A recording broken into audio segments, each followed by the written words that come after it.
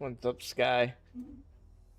Well, I guess technically I'm late. I did say 9:30 yesterday, but my daughter started school, so I am free to stream later than noon today, which is nice. Morning, MK 3344.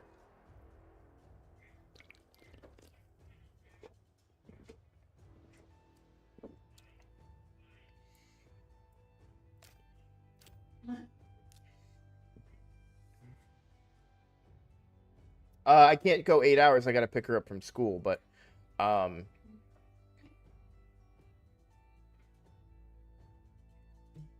hang on.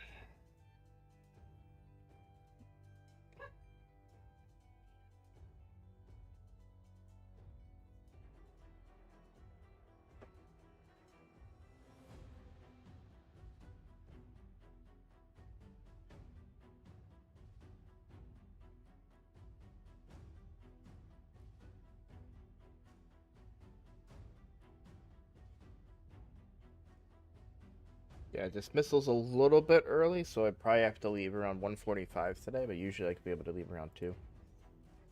But I also go back to work soon. Um, I've got approved. They're just doing the background check right now. And so next week, I probably go back to work. It's a part time job, so hopefully, I'll be able to stream sporadically throughout the week. I still will not be streaming on the weekends, unfortunately. And then I have more news to share too, but I am not prepared to share that just yet.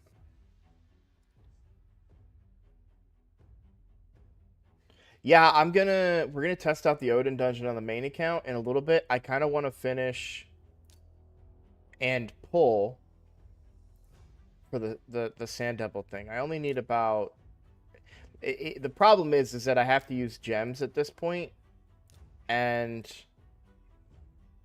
I'm not like super upset to spend them. I could wait until later today and get the free energy refills, and that would be enough.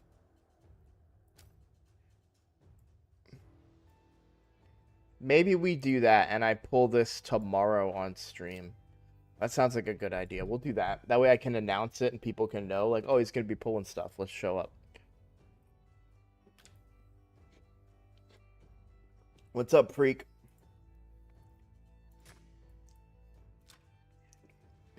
For those of you in my clan that are doing the siege right now, this team looks pretty easy. Low player power. Um, really no damage. I mean, a Sun Wukong could eat this up.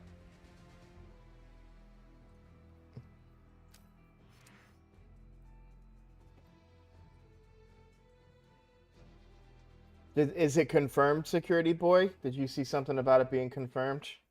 Let me check Reddit. Um, um, um, um, um, um, um. Little disappointed that it's Thor, to be honest, though.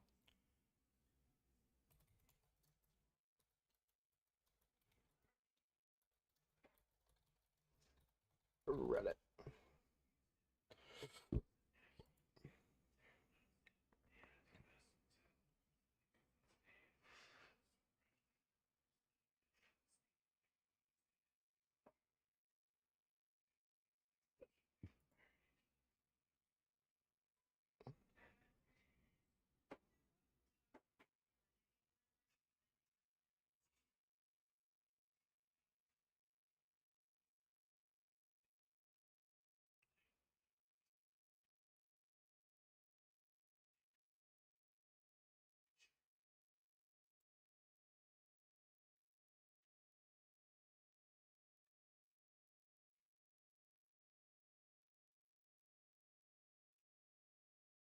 Okay, so it is Thor. Confirmed on Reddit as well.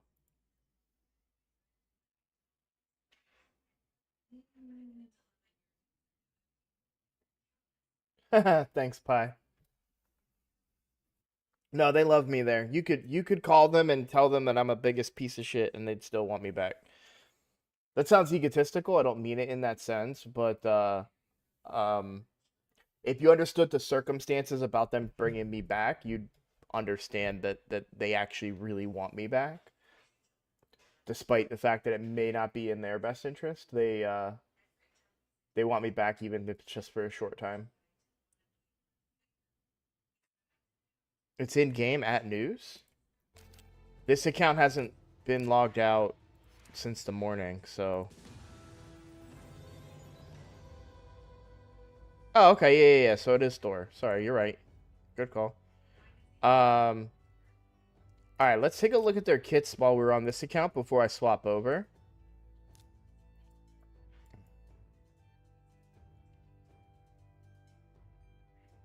All right. I already know Loki's. I'm gonna relook at Loki's kit too. AoE hit, I remember that. Yeah, I remember thinking that I really like Loki in like a stun set.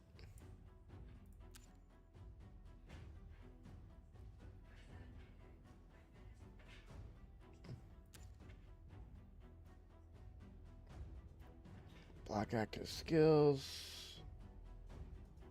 And a block buffs, debuff for 2 turn. Champion using the skill. Loki will be, in my opinion, a pretty decent counter to Odin's kit, by the way. Plus a buff spread. Taking a random buff from the target and placing it on all allies.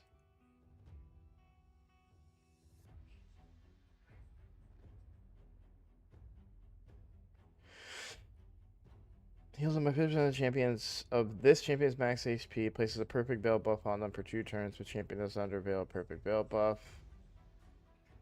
Also applies a buff spread. Yeah. 75% chance of stealing all buffs from a target enemy and 100% of their turn meter. These effects cannot be resisted if under a veil or perfect veil. That's awesome. If the target's turn meter was not stolen, fills the turn meters of all allies by 15% instead, and then gives increased attack. This will be a really good. This will be my new increased attack champion. This will replace Spirit Host, but it'll also give me buff stripping while I give increased attack as well. And turn meter. Sorry. I said buff stripping. I meant. Well, yeah. No, both. Yeah. And 100% of their turn meter. So this is really going to help my arena team on the account. But this is going to be hard to play. Like, everyone's going to be having this.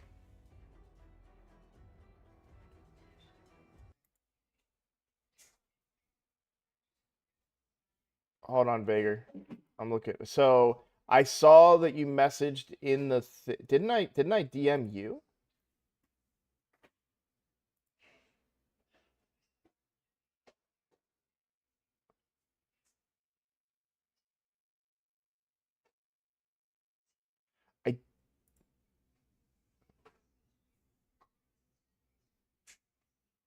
So I saw one person reach out to me in the Discord.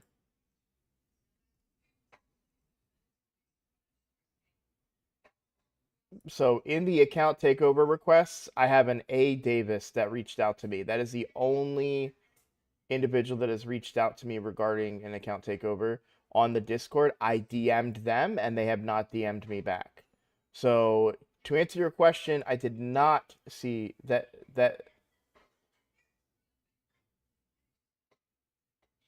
is you. Okay. I messaged you, I DM'd you. I did not receive a response. I told you basically it was yeah, so the soonest I would have been Tuesday night. What we could do, today's Wednesday, right? We can do tomorrow morning if you're available, which it looks like you are since you're here now. But why don't you go ahead and hop back on Discord and DM me, okay?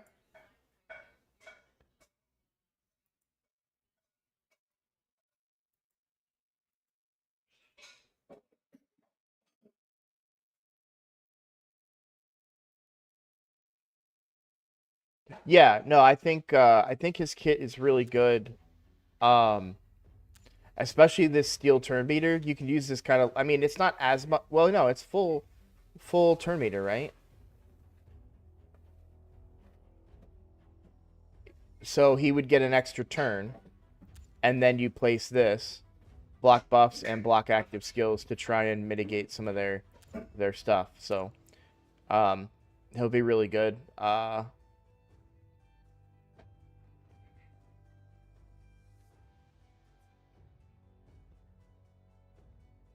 then his evade mechanic will be really annoying as well. So I'm excited about him on the free-to-play, the Ninja account quite a bit. He's an increased attack champion. I need one of those, but he brings more than just increased attack. And he brings turn meter, which I currently don't have. What's up, Vodka? So I am excited about his kit. Now let's take a look at Freya's kit. I don't know anything about. Haven't looked at it yet. We got a Provoke on an A1. Counterattacks.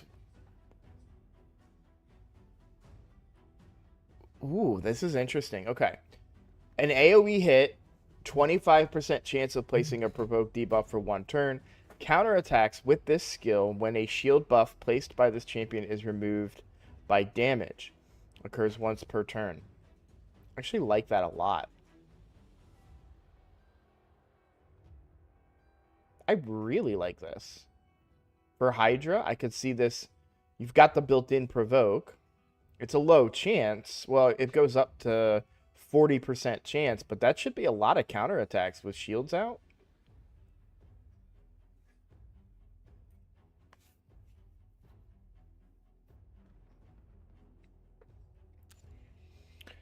All right, 4-turn, 60% increased defense buff on all, or sorry, big version of increased defense on all allies for 2 turns. Shield on all allies. Shield on all allies. The value of the shield proportional champion's defense and each target champion's max HP. I've not read that before. That's interesting. We have a full cleanse and a block debuffs on a 3-turn cooldown and a 20% turn meter fill.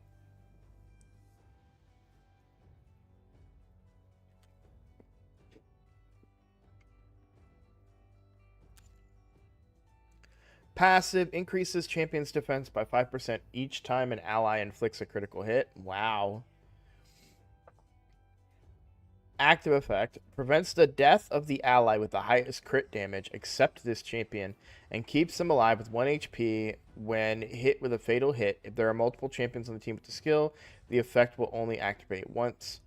Then heals that ally by 20% of their max HP and activates an instant turn effect on them. And that's a 5-turn cooldown. I mean, that can extend. This would be, I mean, I'm looking at it from a free-to-play perspective on the Ninja account right now. This would be really good in early game clan boss. And then this I like a lot for Hydra. I like the whole kit for Hydra, I should say. I should rephrase that a little bit. But I also like this for clan boss. That's going to be, you're getting increased defense. And that I'm going to assume that's going to be a relatively large shield. With some free counterattacks, maybe like a poison set. Or, well, toxic set, if I want to be official. And a cleanse. With a block debuffs on a 3-turn cooldown. This will handle stun stuff as well.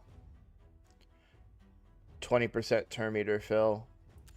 It's not something I would use for like maybe unkillable or anything, but I think you get a lot of extra turns out of this and some good survivability for a very early game clan boss. I like it.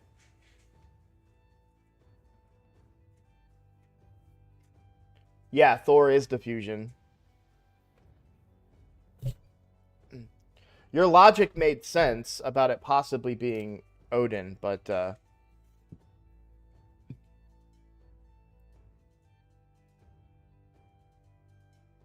oh, is that why we can't see him right now? Alright, well, I know Thor's just a nuker, right?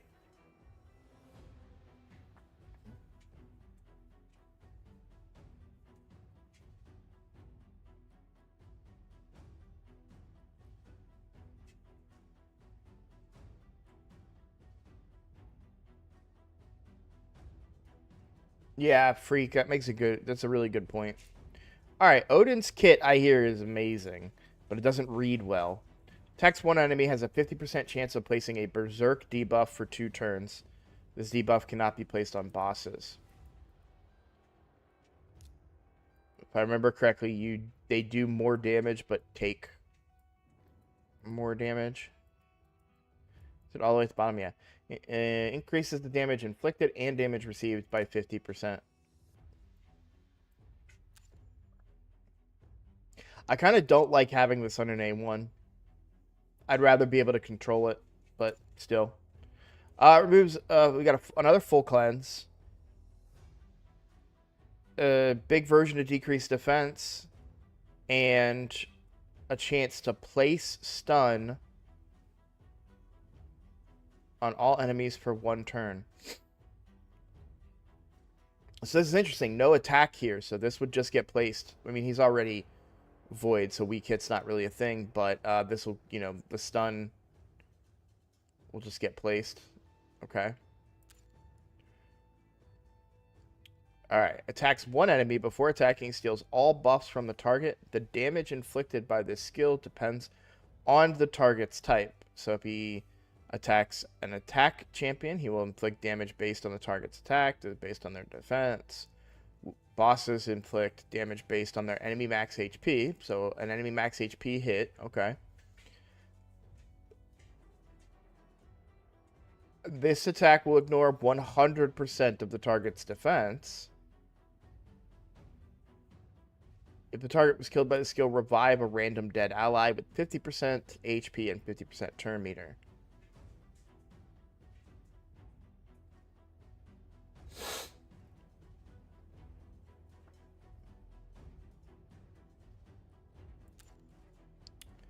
And then this is really overpowered. Every 9 turns, that's everybody's 9 turns. Places a block damage buff on this champion for 1 turn, and then a buff spread effect, taking all buffs from this champion and placing them on all allies. Does anybody understand why they do this? Wait, sorry, taking all buffs from this. Okay, never mind. It's just good. It's just better. If he just did block damage to everybody, not so good. But block damage, and he can spread whatever buffs he has to everybody else. That's good. And he does need accuracy, I suppose. I was gonna say building him high resist, or I mean a protection set would be crazy.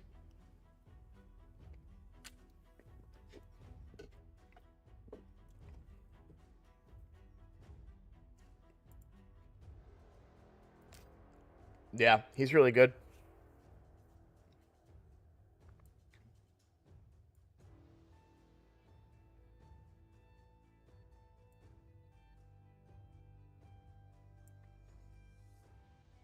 I probably would have been low on Freya's kit if not for Wixwell and what Wixwell has done for the game. And what I mean by that is Wixwell's provoke is so consistent. And I really like the counterattacking feature here with the shields. And with it being an AoE hit, you could put Hex on here. So you could get your Hex and provoke on 1 champion. A la, that's what I loved about Archer Queen, really. So I do like this. Full cleanse and turn meter fill is really strong too. I like them all so far.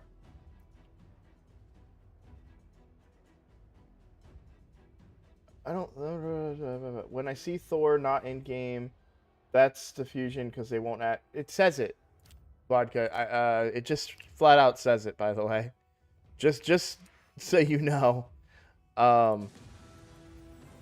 Thor upcoming fusion.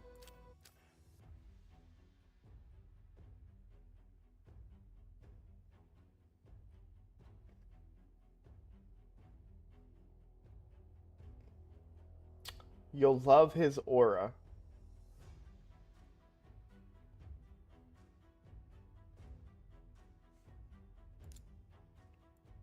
I missed somebody's aura.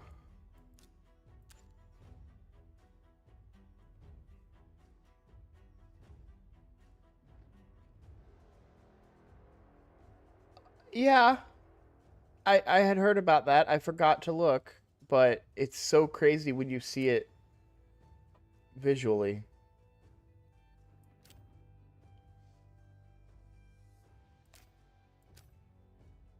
Do you think they do a guaranteed for him in Voids? Like they did for Fatalis Blademaster?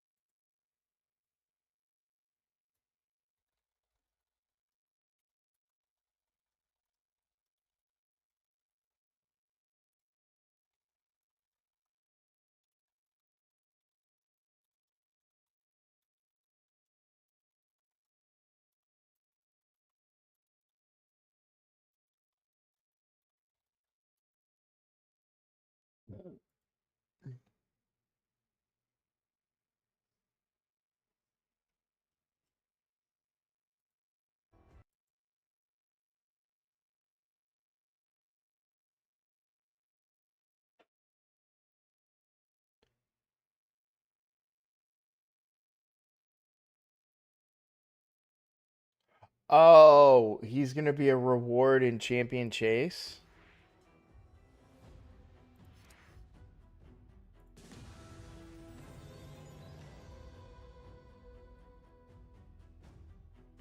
And various summon events. A summon pool event times 10 summon boost. Womp womp. I'm not doing the Champion Chase for him. That ain't happening. I'll just keep saving my voids.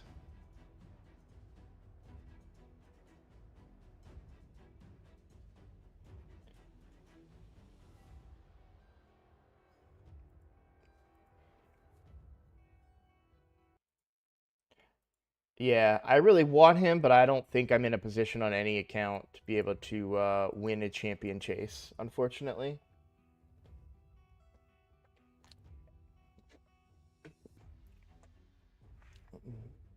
The problem for me is it sounds like Thor is going to be a nuker.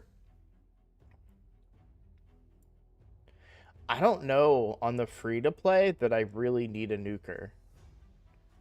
The ninja account is not in a position to go for a fusion just yet, so I'm not. I'm okay missing out on this one. Um,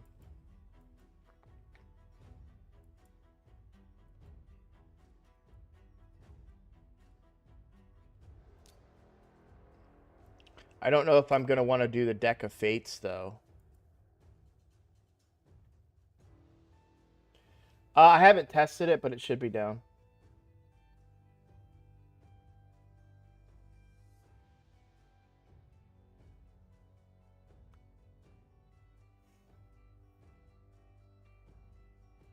So for my main account, it's neither.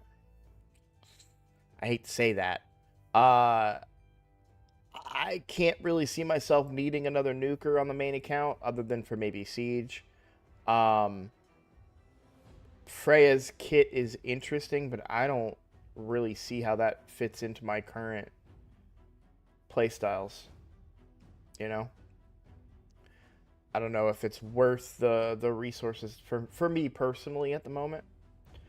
Um, Odin, I would really want, but not Champion Chase.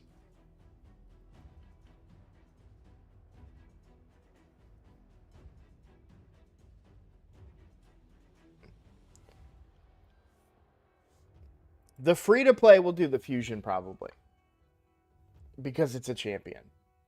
But with Georgid and uh Sun Wukong, I guess I do need a third nuker for another tag team, and then obviously Clan Siege. Is he better than Supreme Elhane and Constantine? I don't know.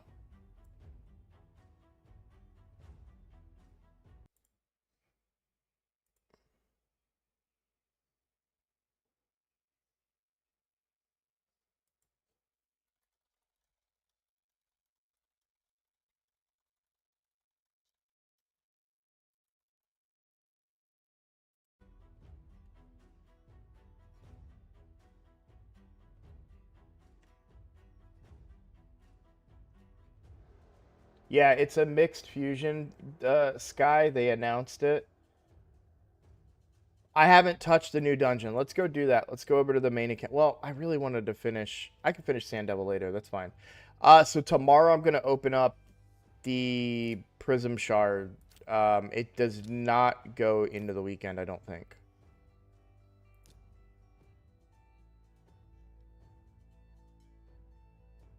Because 18 hours.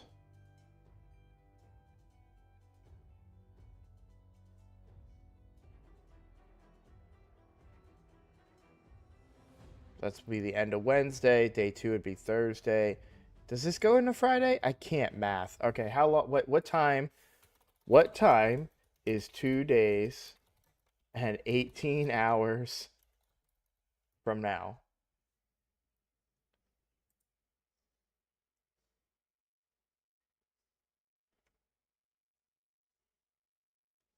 Saturday, 4 a.m. Damn it. Okay. We're not pulling this until Friday.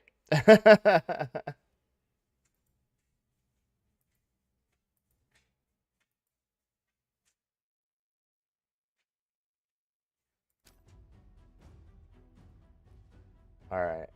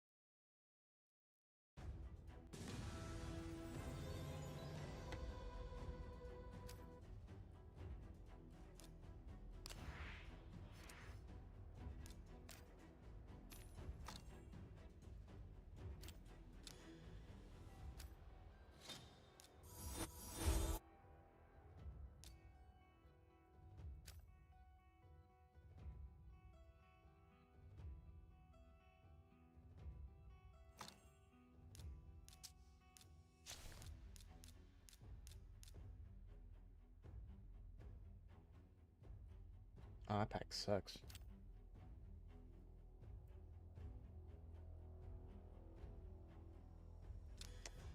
Man, I'm really low on sacreds.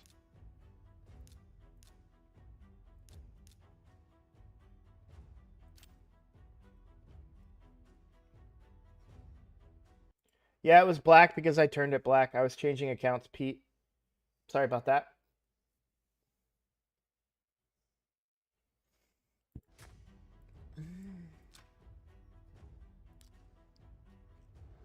Let me grab my spoils real quick. 1 second.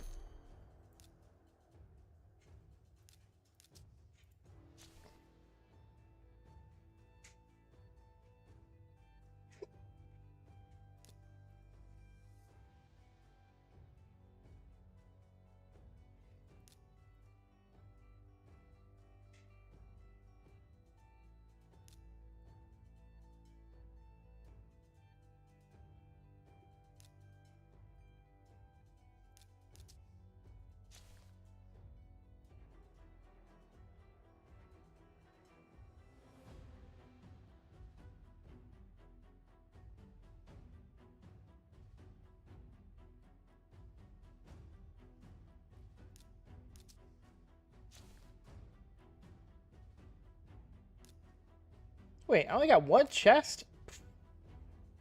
You had one job to do, Mards.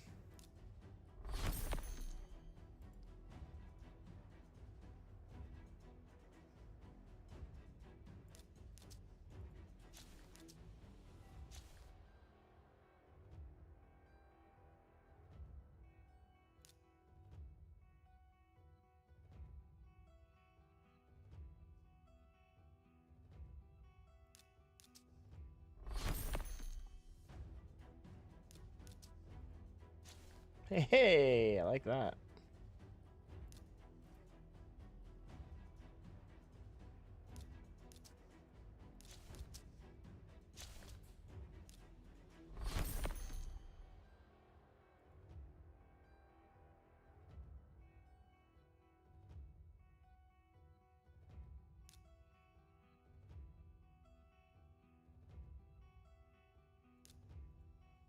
I mean, I don't know why I'm even looking. I need to keep all of this.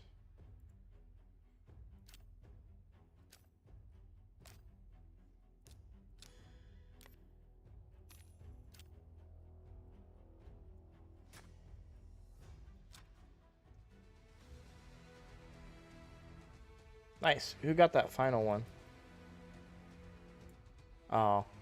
I felt like somebody could have beat this a lot easier, but that's fine.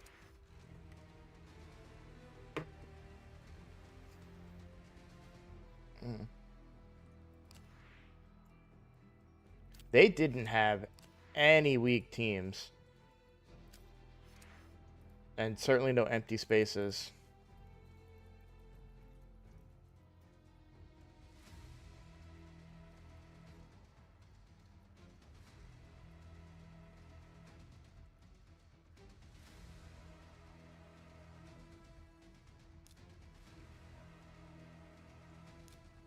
By my calculations, they still have about 30 attacks left. So, I mean, they are still very capable of actually winning this if we don't get caught up on some towers. It could be. Could be in the other Mana Shrine.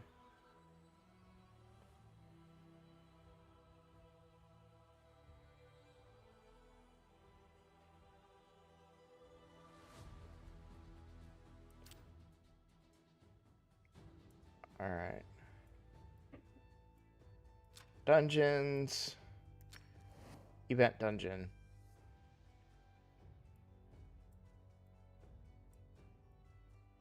The gear is not... Doesn't... I mean, I like that it's 4 to 5 star gear at stage 10.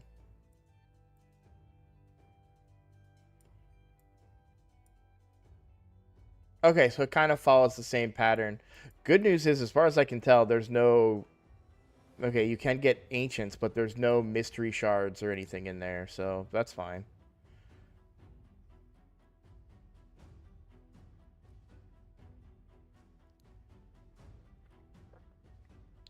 I know I'm going to smoke this the first couple of times, but I'm trying to think of who I want to bring.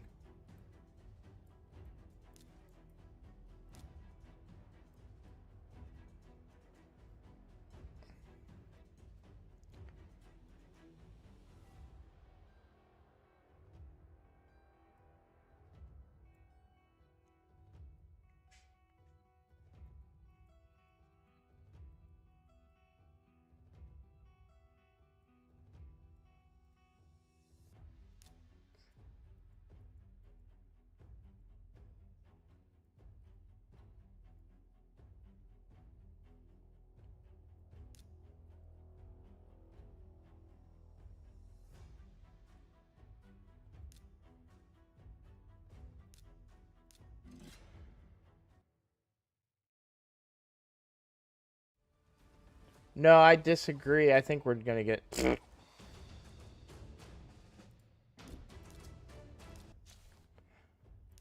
I do think we're going to get... I think they might still win. By my math, they still had 30-some battles left.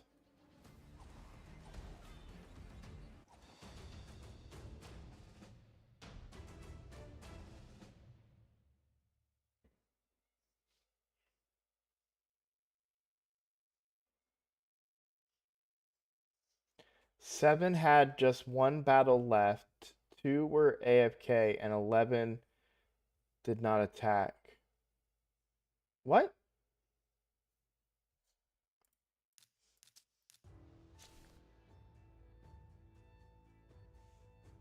Yeah, no, grats, Pi. That was awesome.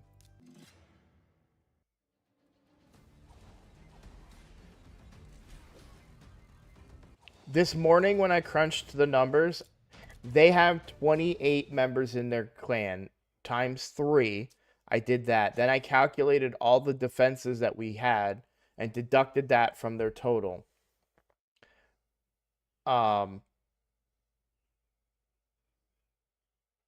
Which isn't accurate because some of those are rebattles now that I think about it. So I don't know that we took enough off of them for them to completely stop.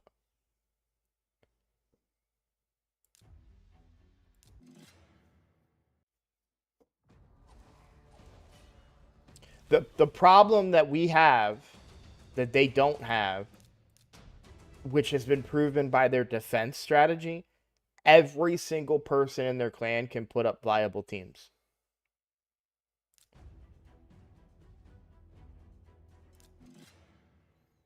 I don't mean that to disrespect anybody, but we don't have that problem.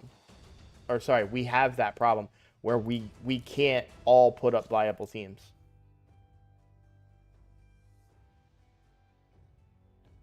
Freak, there's no way for me to tell how many rebattles people have. That's why I'm getting confused by your statement here.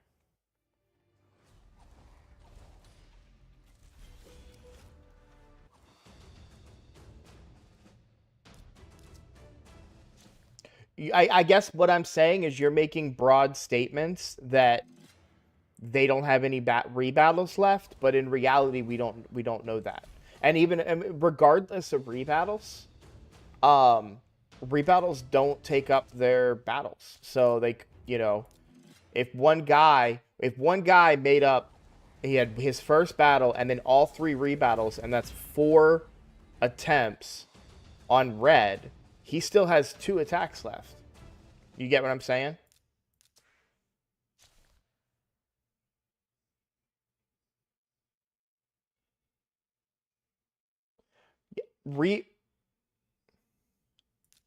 I think you're I really don't know where the communication disconnect is here, but my point is that they have a lot of battles left because rebattles are a separate thing.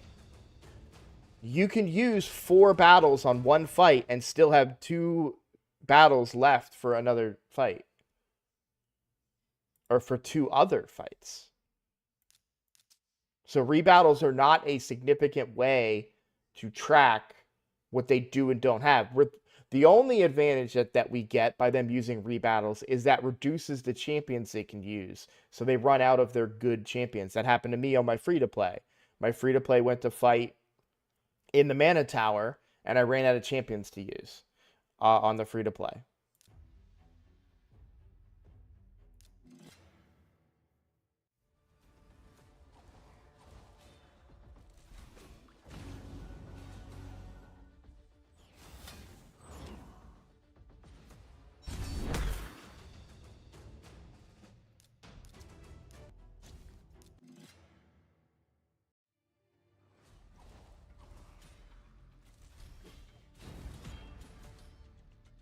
My point is that we have like maybe 10 to 12 guys that can win attack battles. They have 28 guys that can win attack battles. Oh, I get what you're saying. 2 of those 28 guys have been not playing for like a week.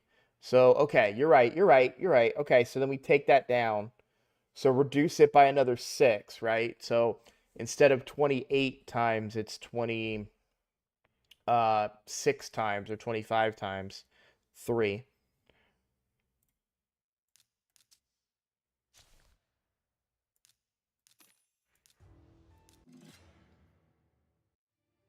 But yeah, I think they still have a lot of battles to go. And we got cocky last week and said, we got this. They can't beat us. And then we woke up and our stronghold was gone.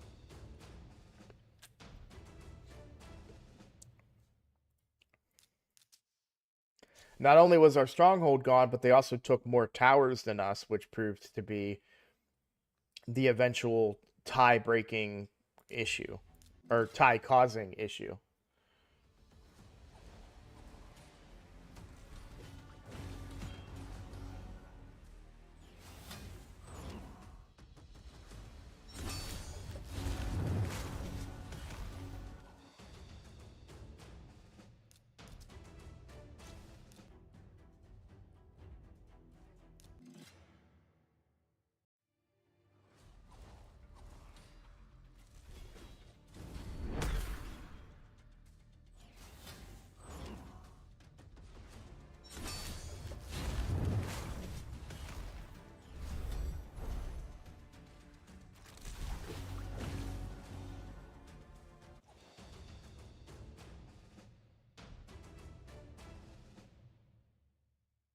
Do I want this?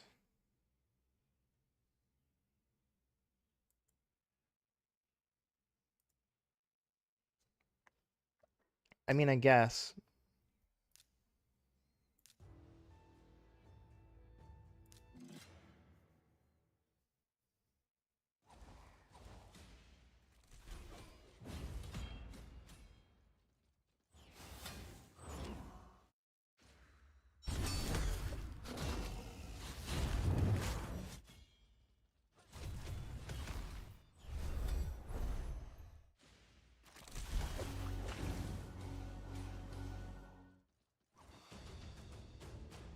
Hey!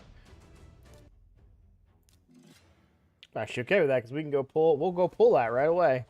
Go for double Lego.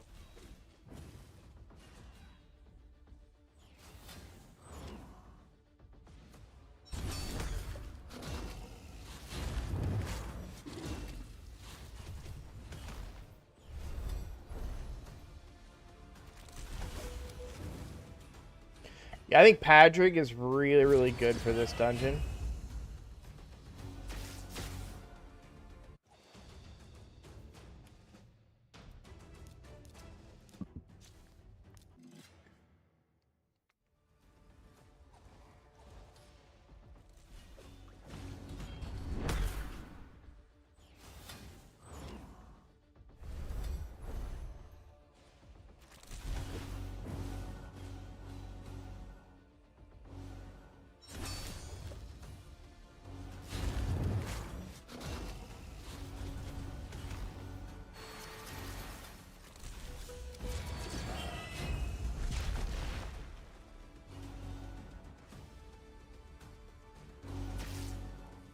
So is Acrizia. I know she'll fall off later and won't be able to one-shot.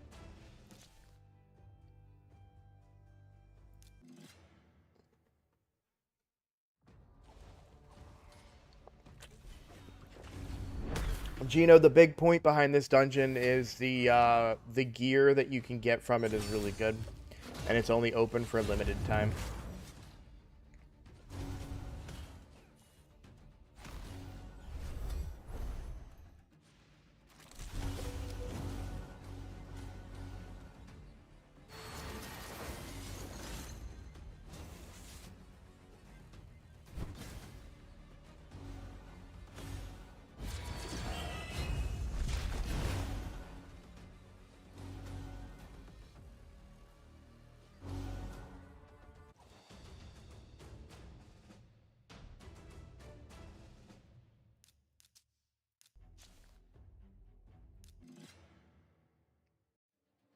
Trying to think. I feel like I kind of want Archer Queen in here for Hex.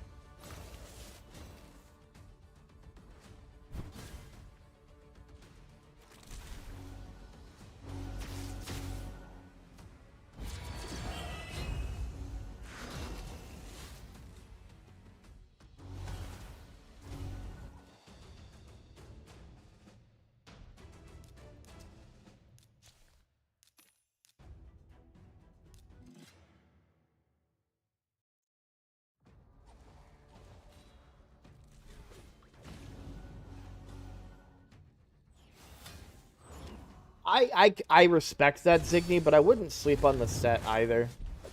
Um, it's a reverse perception set, so you can get that large amount of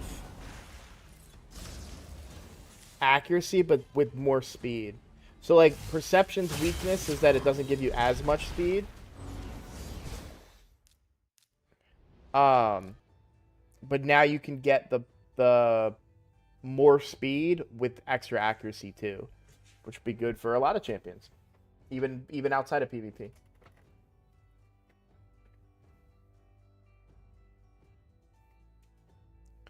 All right, let me think about what I want to do here.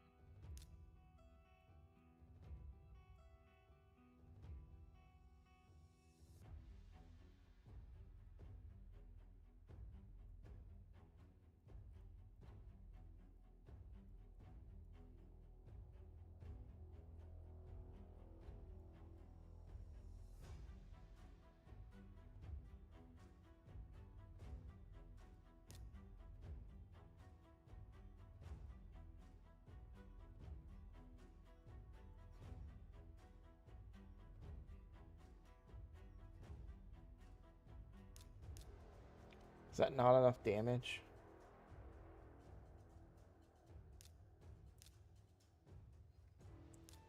I actually really want to open the ally attacks.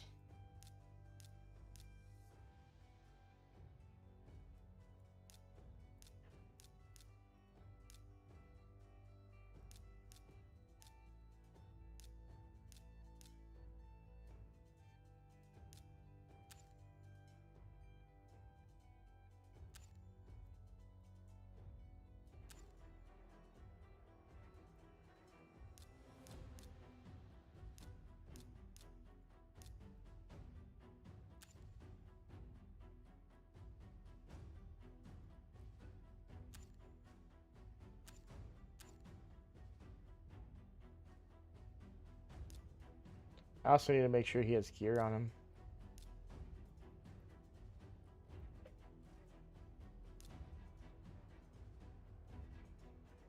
Meh.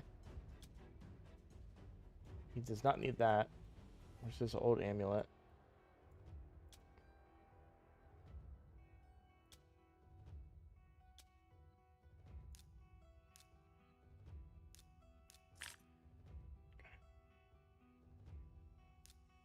Not particularly fast, but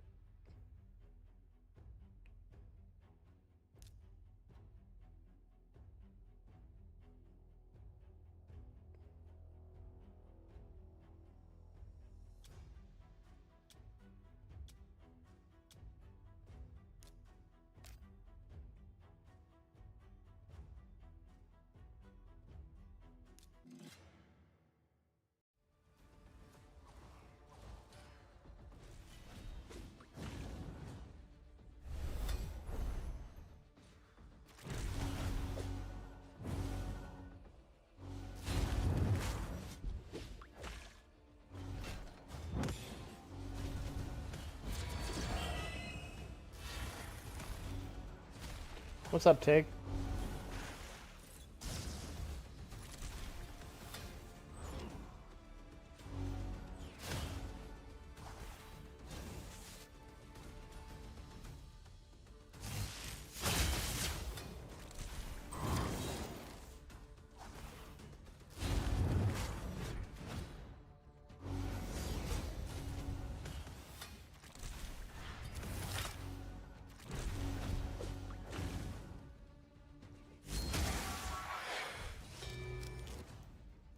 Ooh. She can do more damage, but she's still capped, right? I cleansed it anyways.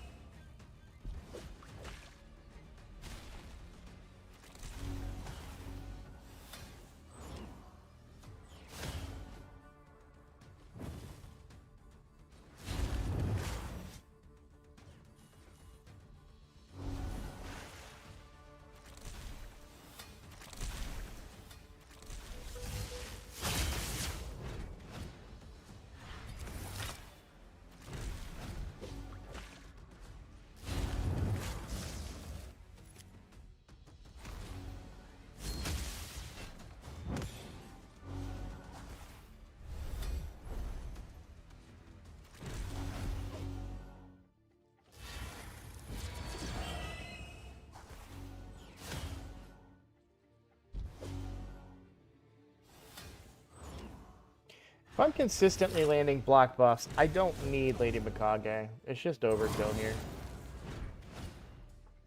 I wanted Lady Mikage as a backup way to remove buffs if they were to get it, but I think it's just wasteful.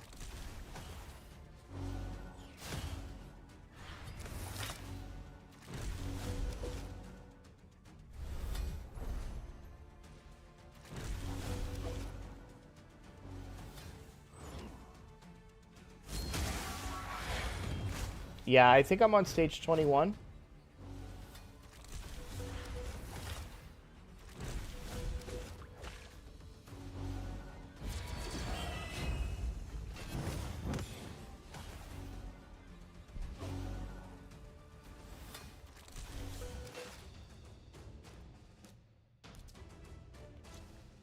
that for a drop of blood. Okay. So I don't think I need Mikage.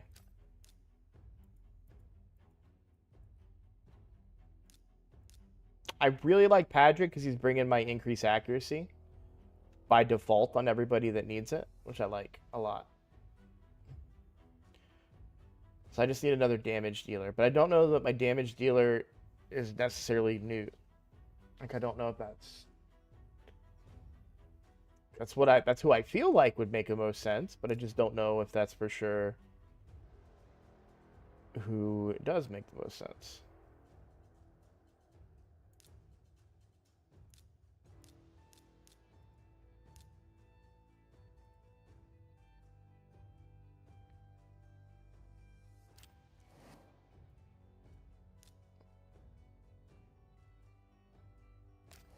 They're all Void Affinity, right? Yeah. Although the ads aren't, but that's fine.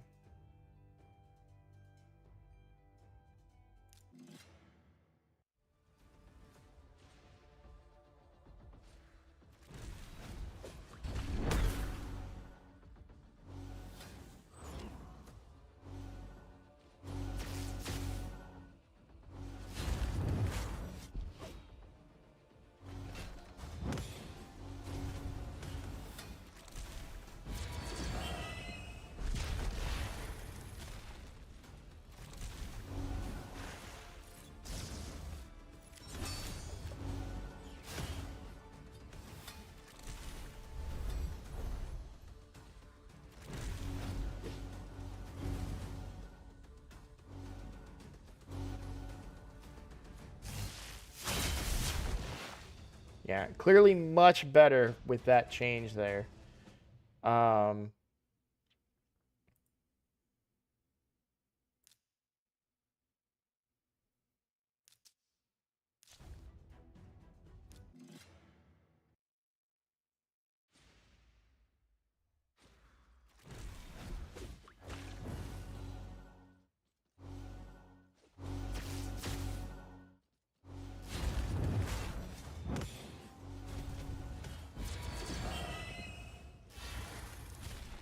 My second Newt isn't fast enough to do double Newt against this guy.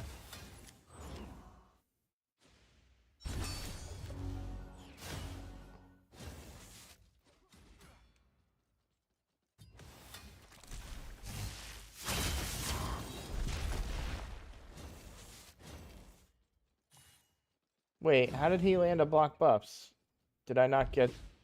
Oh, did I finally reach the limit of my...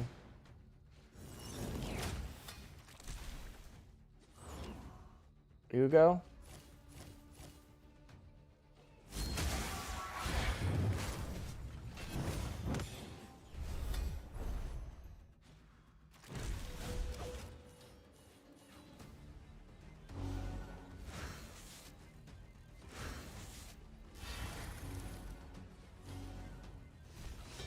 Oh, snap.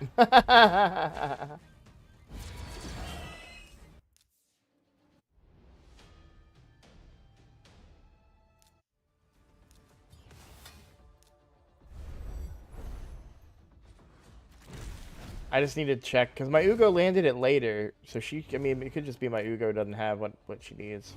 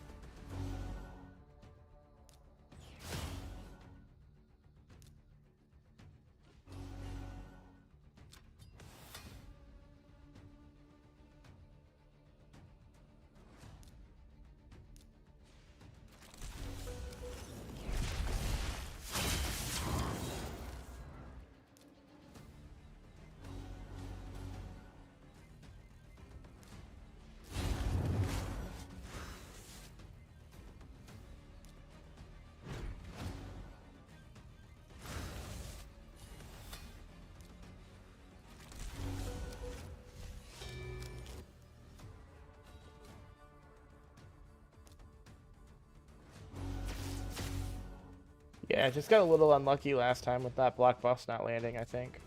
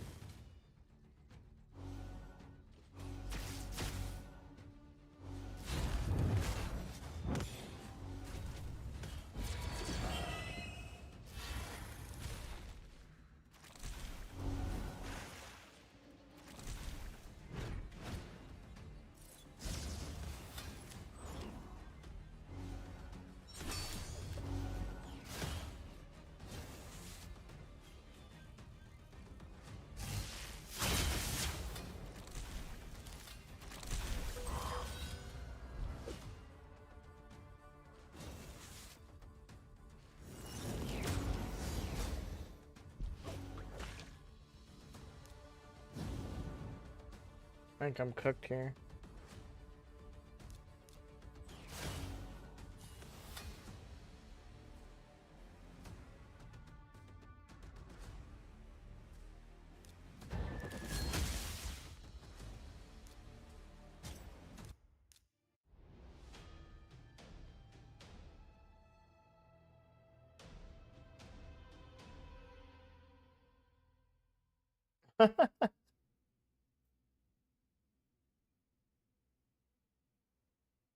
What's up, Hook?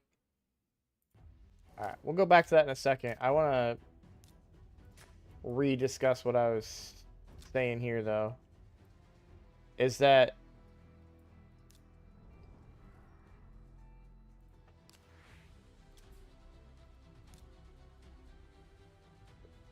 So, we have 1 battle, 2 battle, 3 battle, 4 battle, 5 battle, 6 battle. This is actually only 6 original battles.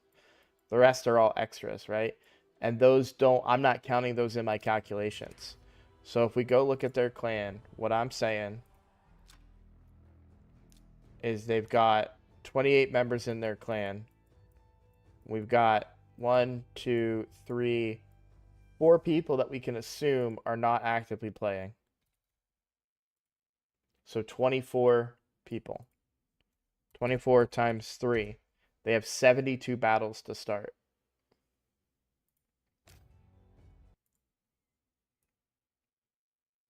And so post 15 only prevented 6 of those. You know what I'm saying? Of their starting battles, not their rebattles, their starting battles. And then we have all of the victories as well that they had.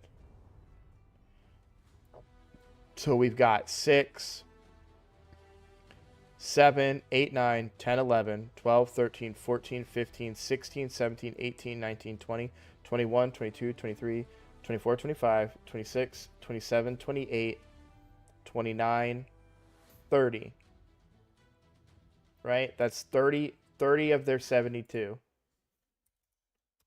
that were victories. Those are all battles that have been taken off the board. But then we have to go through and find the other areas where they had multiple attempts, right? But we have to also differentiate which ones were rebattles and which ones were not. So these were both one-shots. One shot.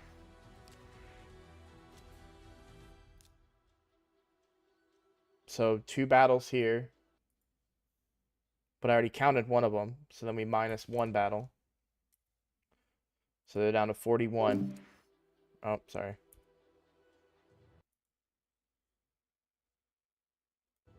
So that's the point that I'm making, Freak. Like, I hope that, like, makes sense.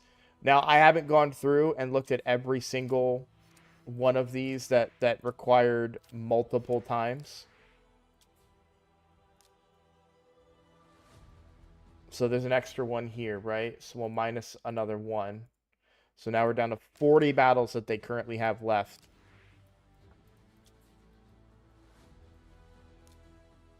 This is still 1 battle because that's a rebattle, right?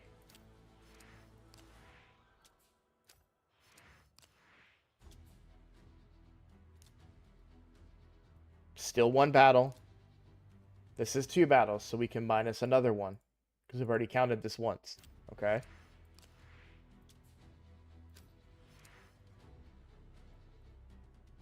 I don't really want to look at the posts because all of these should be one-shots. I can't imagine any reason why they would have taken multiple times to win these one-off posts. Did this defense tower get any? Yep, that's still one battle, so that's already been counted. Okay? And then now we have, and then I think I counted the 6 here, but maybe I didn't. I didn't. Okay. So I'm just looking at my math here. I subtracted the 30, so now I subtract the 6, because this was only 6 actual battles, like original battles, right?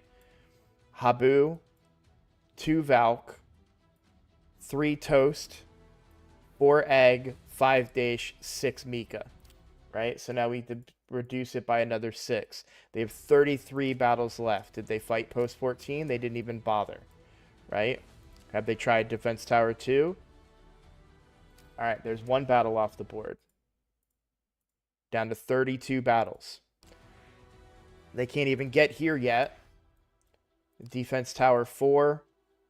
That's 1 more battle off the board. 31 battles. Okay? So currently,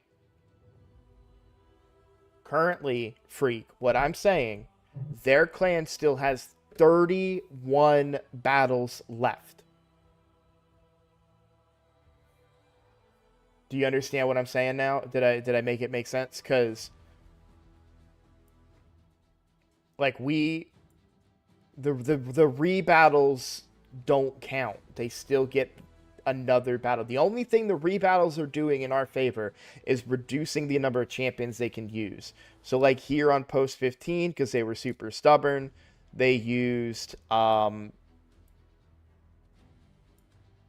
so like Toast can't use his Ancora anymore, right? Which he really wants to. We've got an Ancora and Narses that were used up, right? We've got a Hegemon that was used once. You know, like we're thinning out their attacks, of course, but we're thinning out their champions, but they still have 31 attacks left.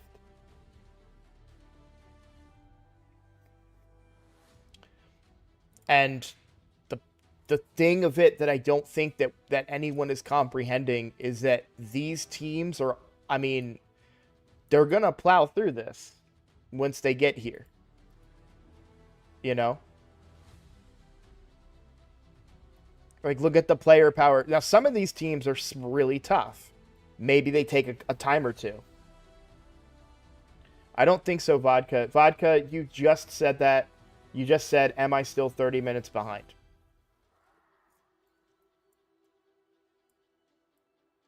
So, like, Skydoodle's team here might be pretty tough. I'm not really afraid. Like, if I'm on attack, I'm not afraid of this team. I'm not afraid of this team. This is my own team. I'm not really afraid of it. I can counter this team pretty well. Again, another one of my teams. Definitely not afraid of this one. That's my free-to-play team. Not afraid of this. Denny has proved to have really strong teams. So I'm going to give this benefit of the doubt and say maybe there's something sneaky here that I'm not prepared for. Certainly not afraid of this. This team is a little scary. No offense, but I'm not afraid of your team at that power level. And so that's my point, is that 31 battles and they could still just cook all, like, just roll through all of this.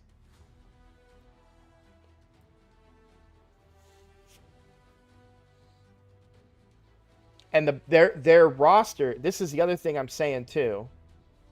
Like, if we look at their roster, their lowest player power is 6.39. Their lowest that is active is 6.39.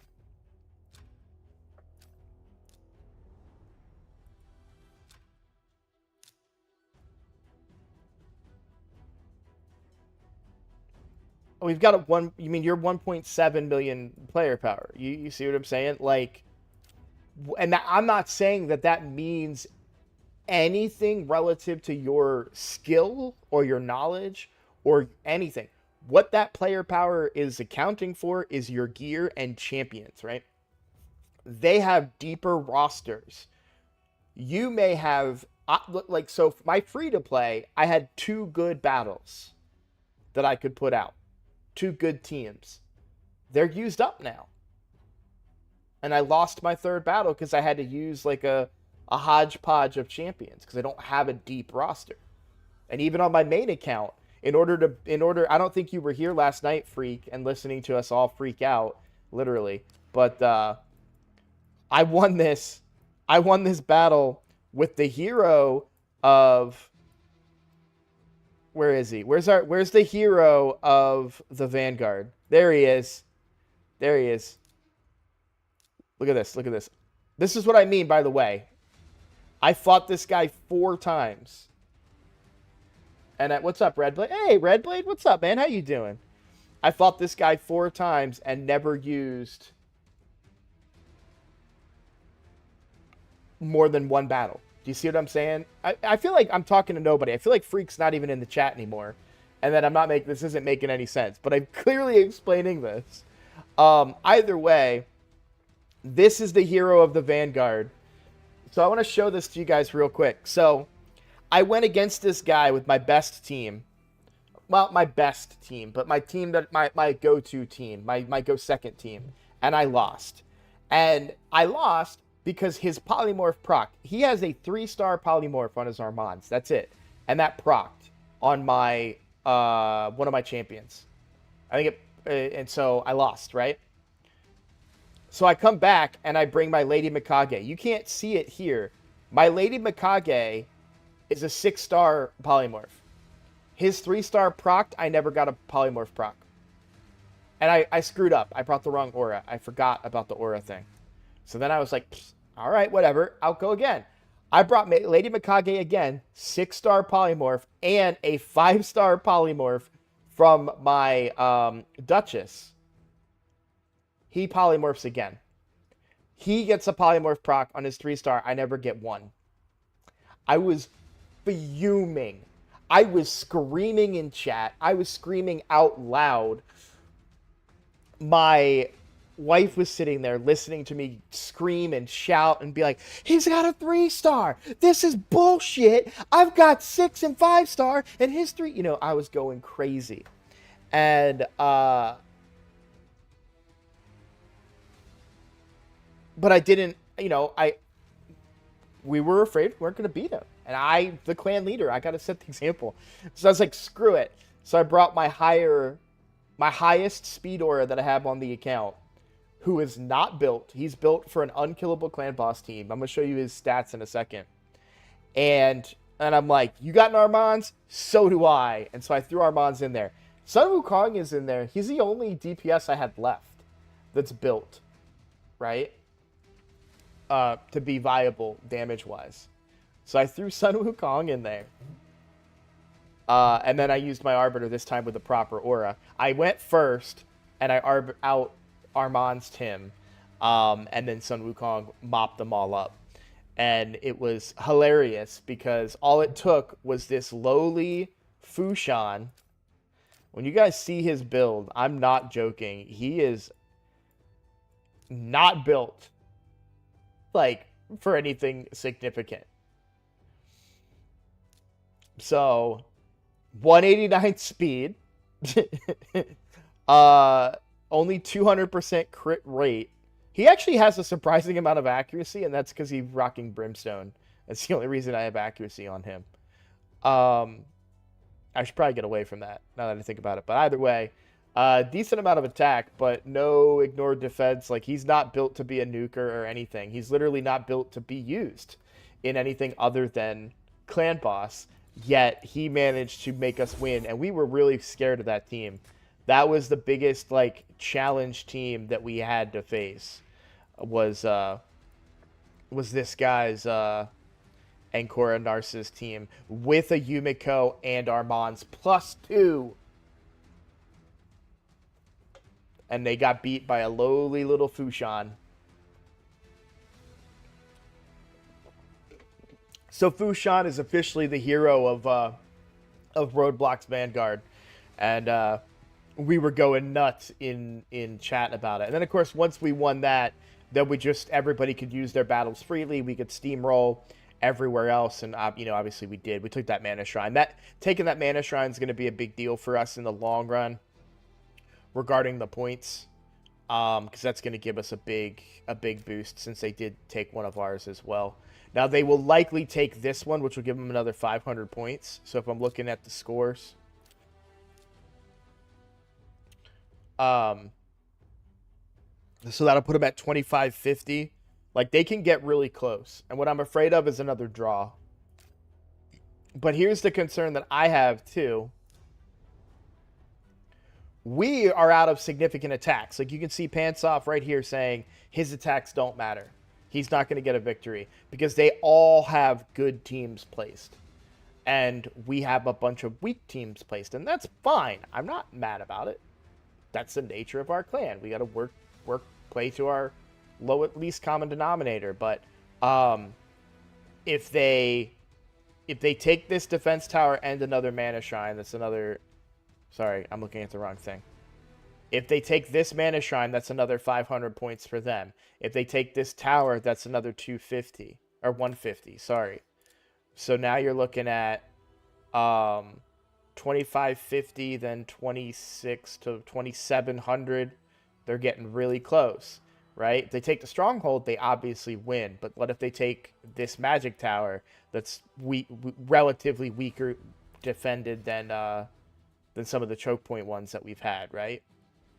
And that's kind of my point, is that they can just mop up everything on the outside, even if they don't take the stronghold, because we are out of efficient use of our offensive capabilities, and they can just make us tie because we won't win the score, if that makes sense.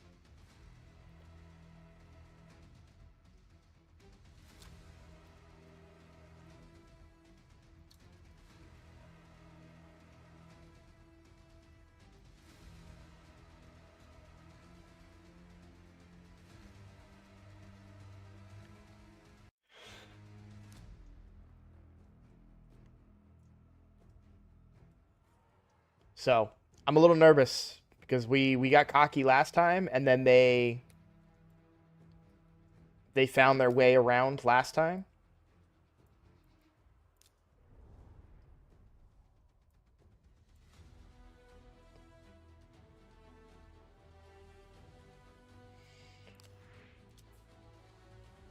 Yeah, SDK cannot. We can't have this in post 17. I'd like to have.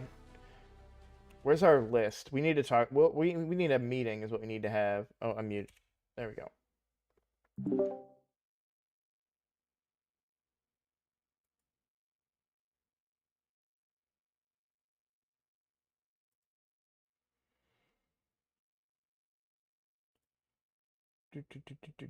Do.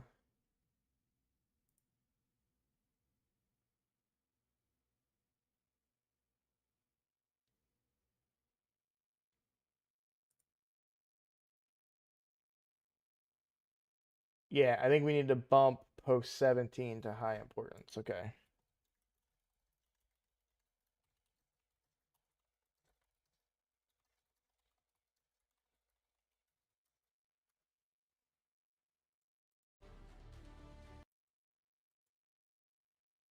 Oh, I'm on top chat. Maybe that's why. You guys got all quiet. Nobody liked my story? I was so excited to tell that story.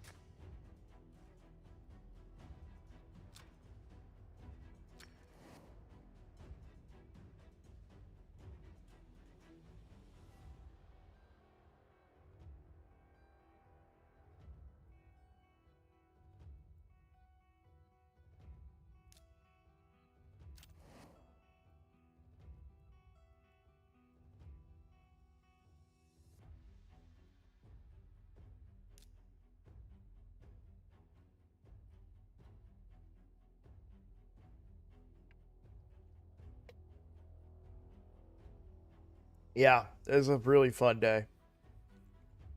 That was the most fun. I said this yesterday. It was the most fun I had in Raid Shadow Legends in a while.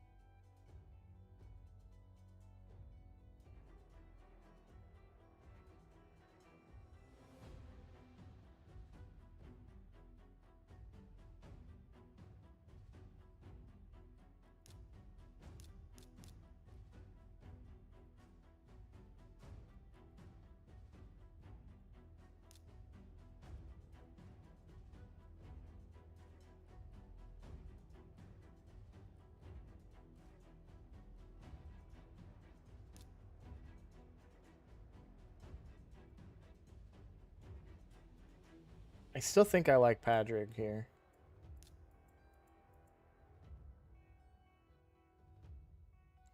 I just want to toy with this and see. I gotta take it off auto. Oh, okay. I think I just want to give turn meter to start.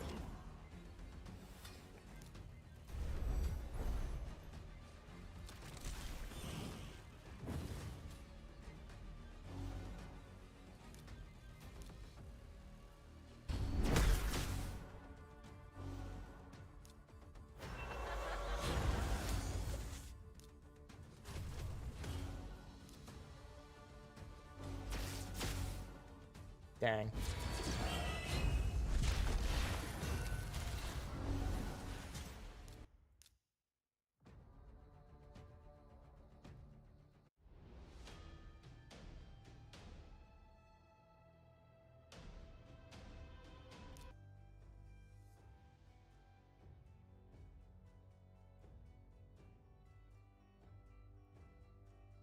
Hold on. Hold on. Well, actually, no. His aura is faster. Never mind. I was gonna bring Fushan.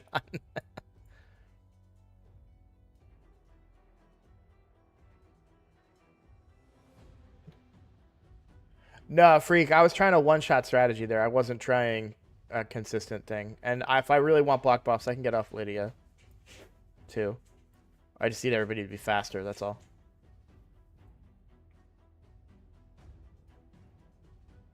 My Wukong doesn't have the accuracy. My Wukong's built for PvP more so than that.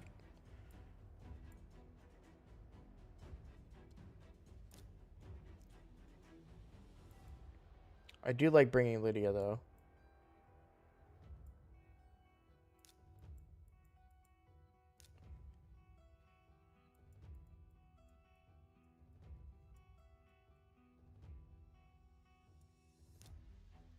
It was just well. Sorry, let's go back to my original team.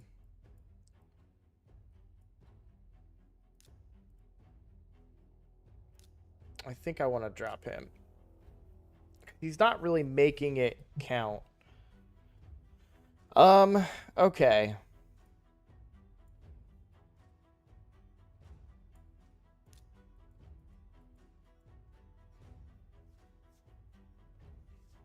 I don't think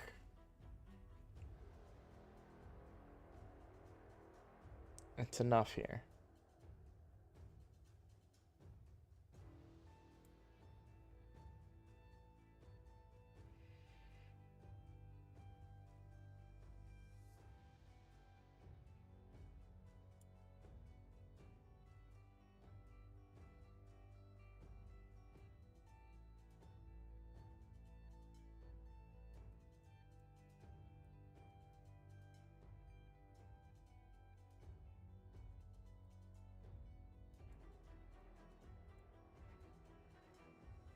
I'd have to rebuild my Seer. She's only in Instinct. She doesn't have enough Ignore. She does have the Blessing, though. So maybe there's a chance. But I also don't have any reset champions. At least not good ones.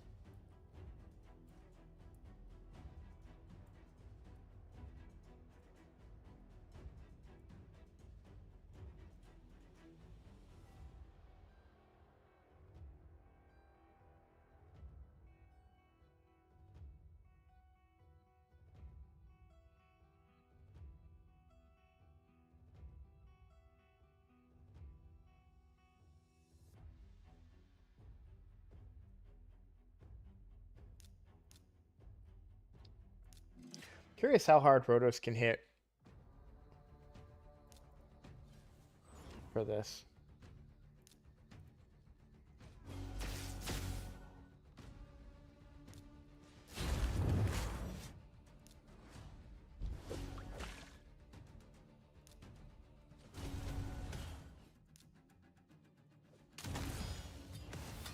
Yeah, I mean, that's chunking more than a Crizia.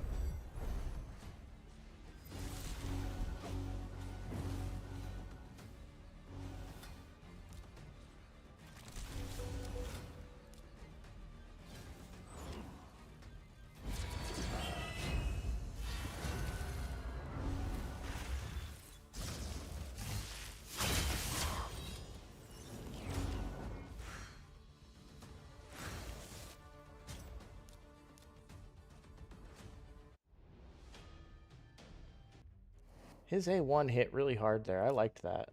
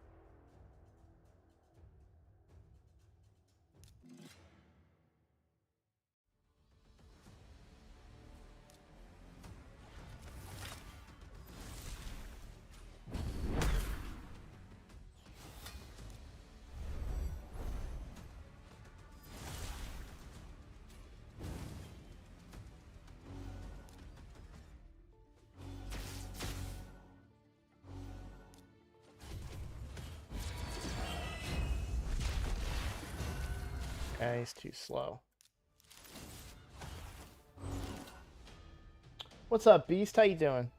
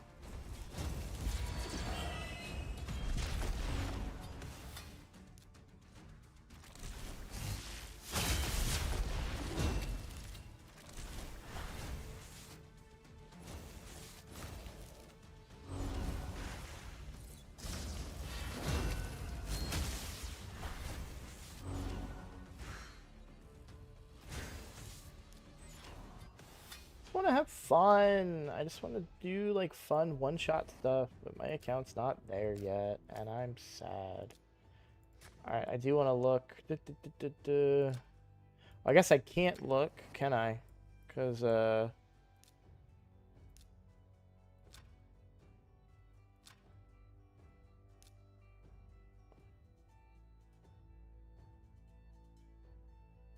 yeah, I can easily do.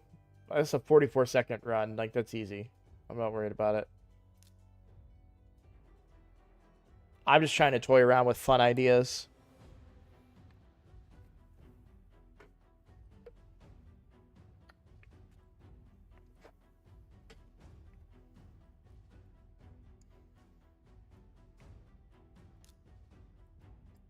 I feel like if I had a properly built ninja, I'd be able to that'd probably be enough damage paired with them. I don't think she's gonna do much more than what Rhodos did there, but we'll try it.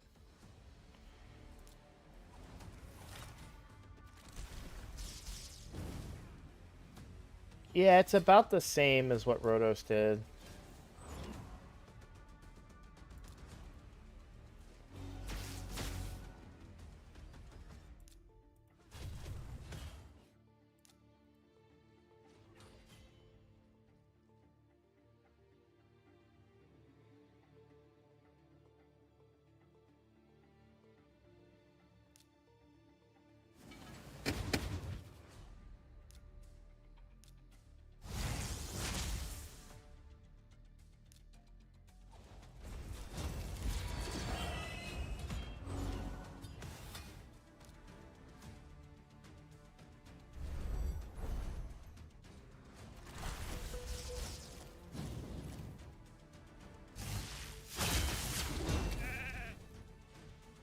Haha!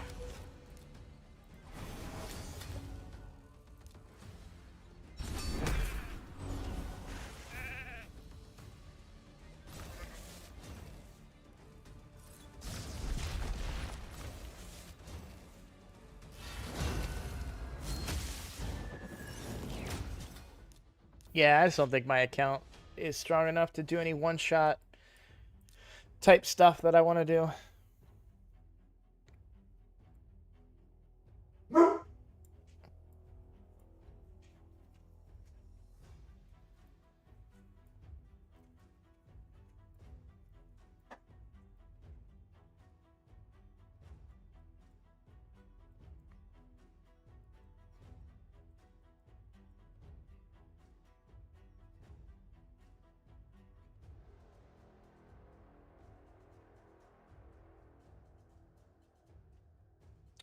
Mikage? I have Mikage on this account. I do not have her on my free-to-play. Oh, let's pull this real quick, too.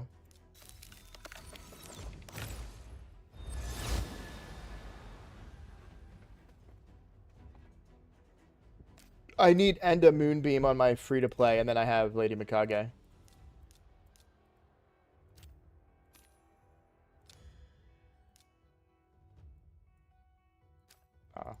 If I wanted to go a more sensible team for that, I go... Okay. Let's try and swap out the protected buffs, though, for...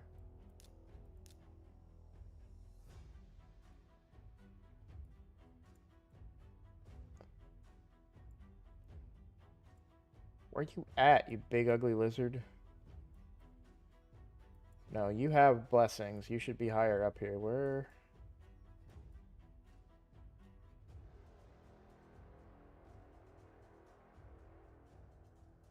There he is.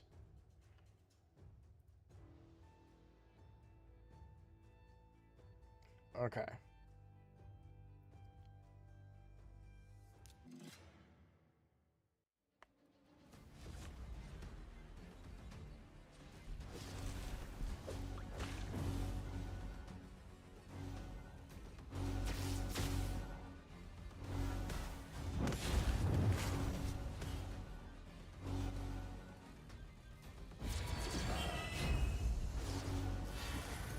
Alright, I need to delay that by a turn.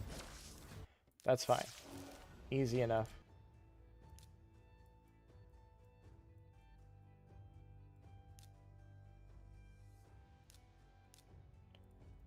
Open with that. Prioritize that.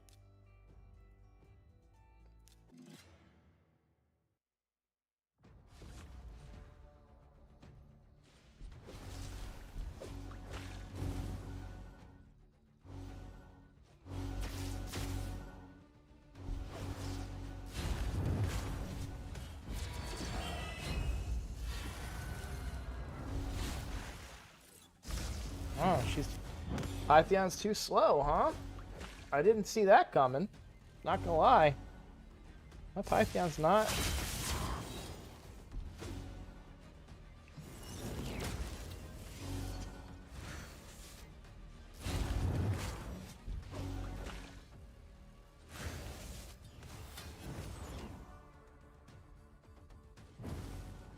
No. Hit the boss.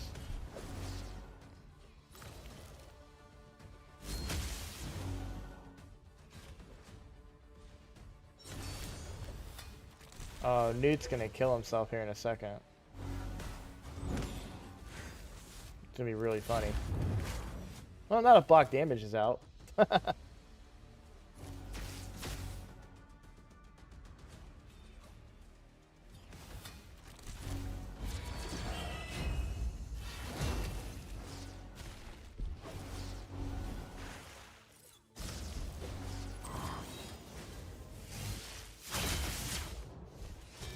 Alright.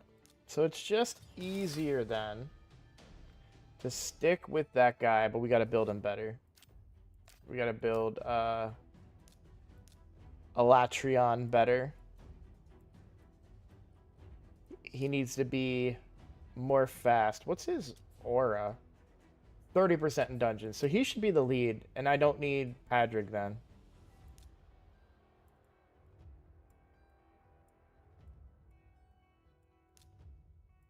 What banner are you using? HP?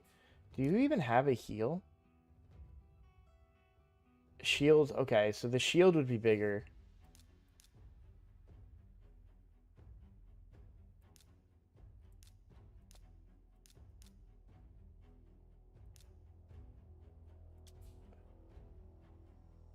Counterattack I don't really care about.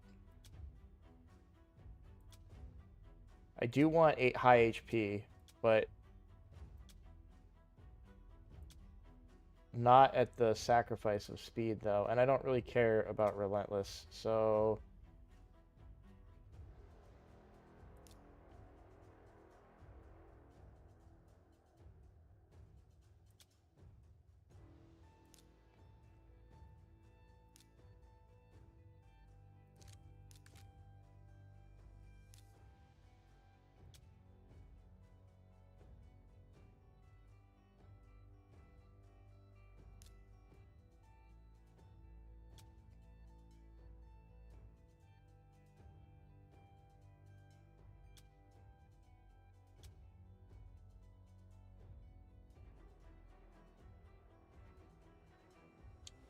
Ooh, what if I could get him in Supersonic?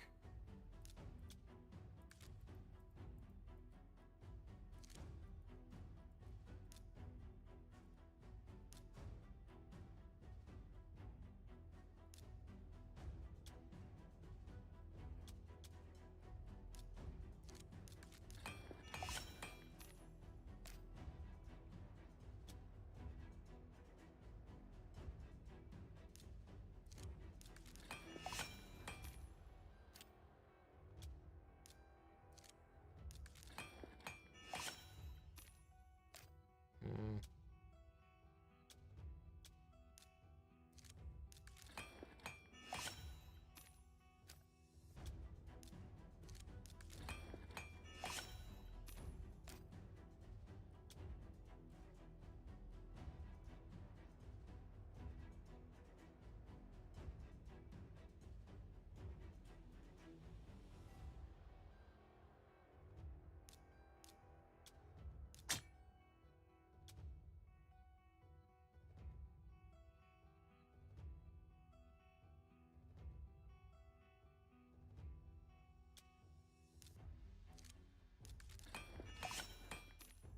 Ooh, very nice. Very, very nice. It's annoying because I'm going to want this gear on somebody else when this dungeon's over. I don't really want it on this guy.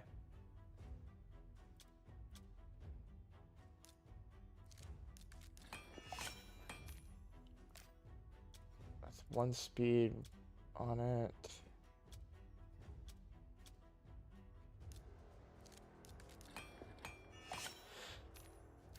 There we go. By the way, let's prioritize by speed here. I know what my highest speed items are. I mean, I could try to roll these, but I think this wins, to be honest.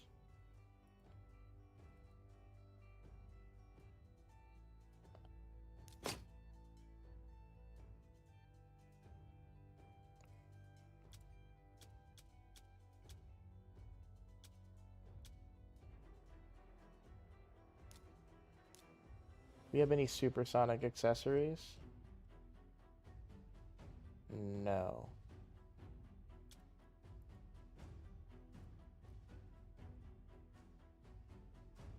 We have protection, though.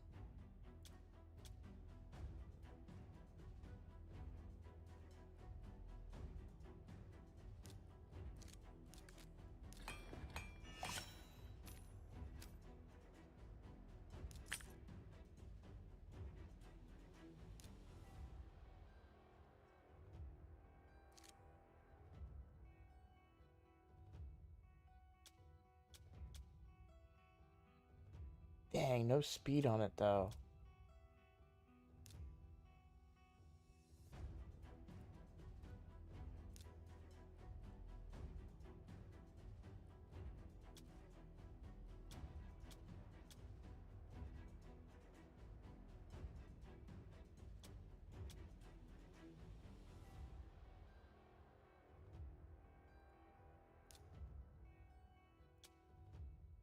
Wait, how did I not see this one? I looked right past it.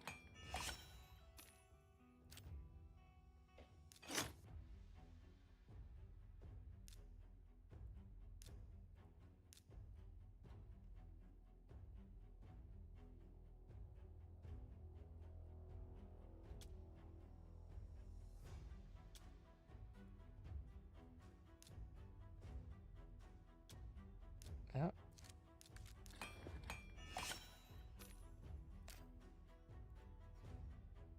There's the 5-piece.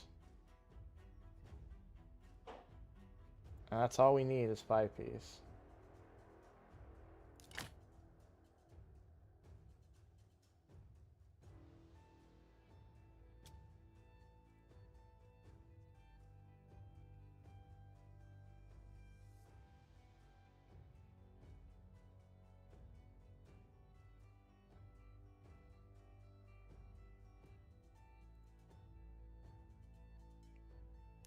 Alright, now I need to find the fastest possible HP percent gauntlets on the account that are not equipped.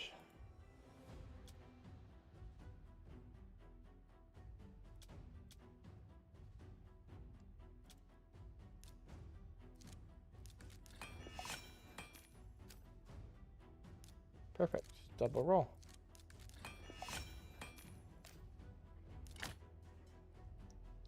Alright.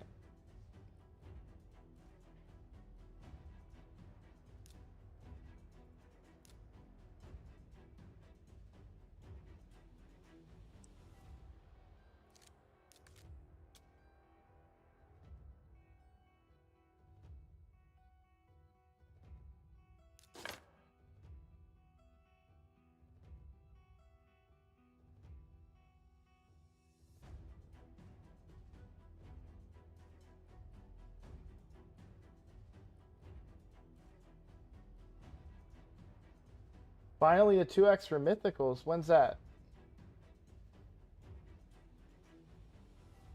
Very hard to get good gear, especially raid should do same thing events like. What's up, Hyper?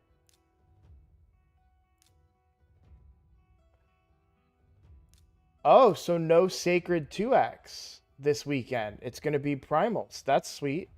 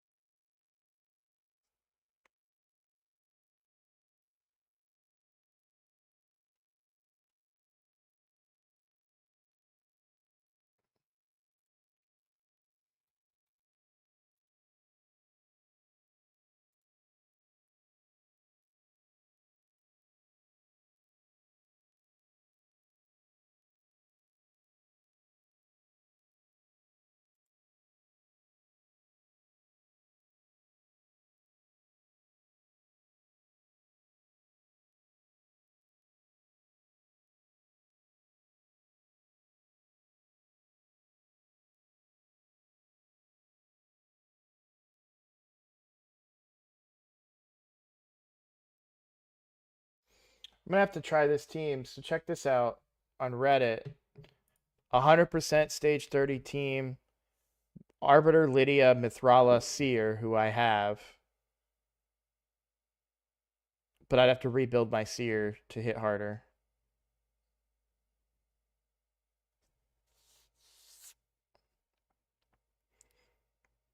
I mean, could I not just also put in like a Crizia there or something? I don't know.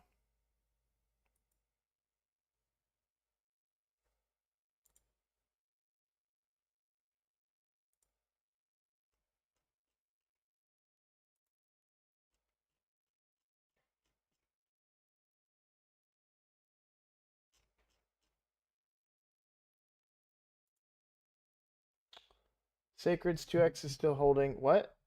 Have you played the new dungeon yet? That's what we've just been doing. Probably tomorrow or the next.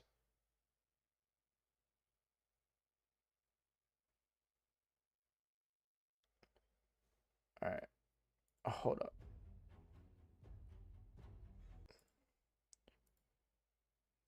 Where are you getting the 2x primals from? I haven't seen anything yet about it officially, Vodka.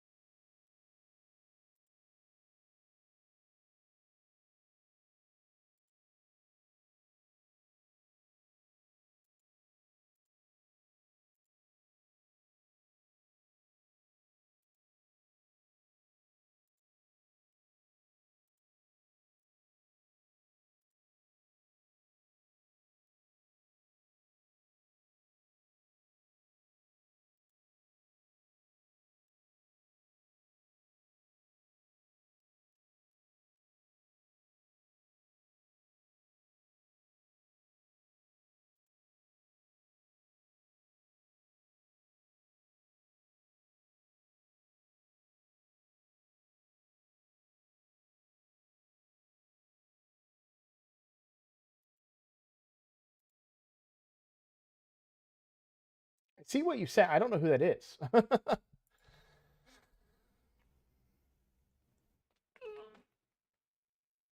I'm thrilled about it. That's awesome. What's my mercy right now? Oh, shoot. I can't check. 11 primals here. I think that's one more primal than what I have on the free to play.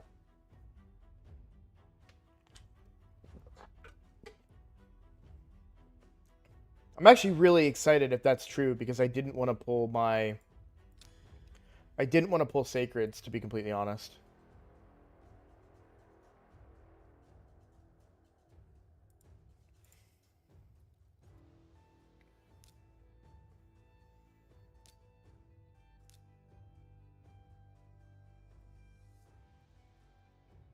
I love how I was just upgrading dudes. Oh, yeah, let's try that dude.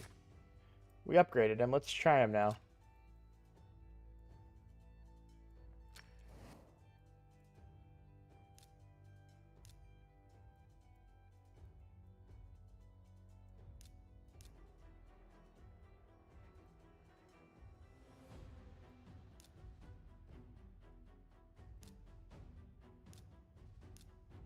His Dungeon Aura is faster. The ally attack isn't doing anything. The increased accuracy might be doing something. So I'm not 100% sure that I need to take him out. But I don't know. It just feels like it would be better if I bring that.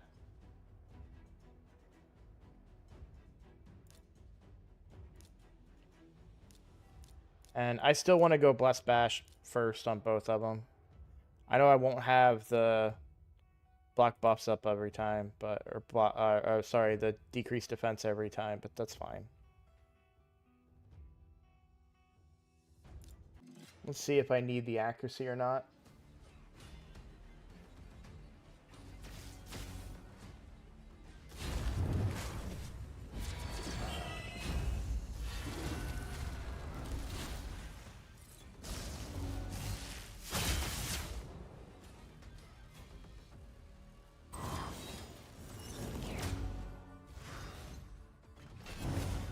Hyper, where are you getting that there's a 2x Sacreds?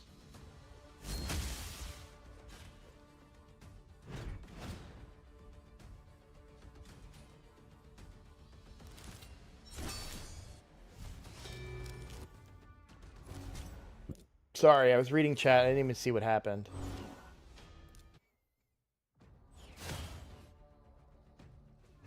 Oh, he's opening up with the wrong ability. I need to fix that. Yeah, that's all. He's just using the wrong ability. I just need to fix it.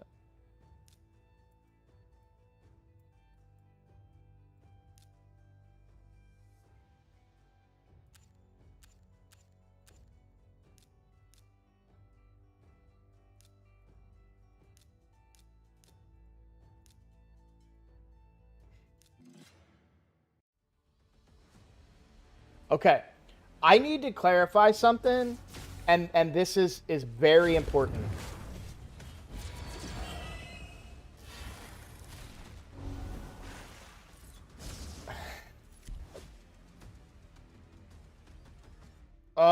It's very irritating, and if a content creator says we should have 2x Sacreds this weekend, that doesn't mean it's a guarantee. And we can't go about it acting like it is 100% guaranteed. Look, the calendar right here, nothing. It is not official. Not official. Until this is updated or I see something on Reddit, or not Reddit, but I see something in Discord that it's official. It's not. Now, the reason I'm saying this is because this, who I don't know who this guy is, was shared from Vodka. Which I don't know how well you guys can read this, but it says they're planning to launch a ×2 event for Epic, Legendary, and Mythical from Primal Shards. So, yeah. So, Vodka's usually right about this stuff. And so, I'm not saying that you're wrong. I'm saying that you're saying anytime I open my mouth and have said that we should get Sacred 2x this weekend, I have said should.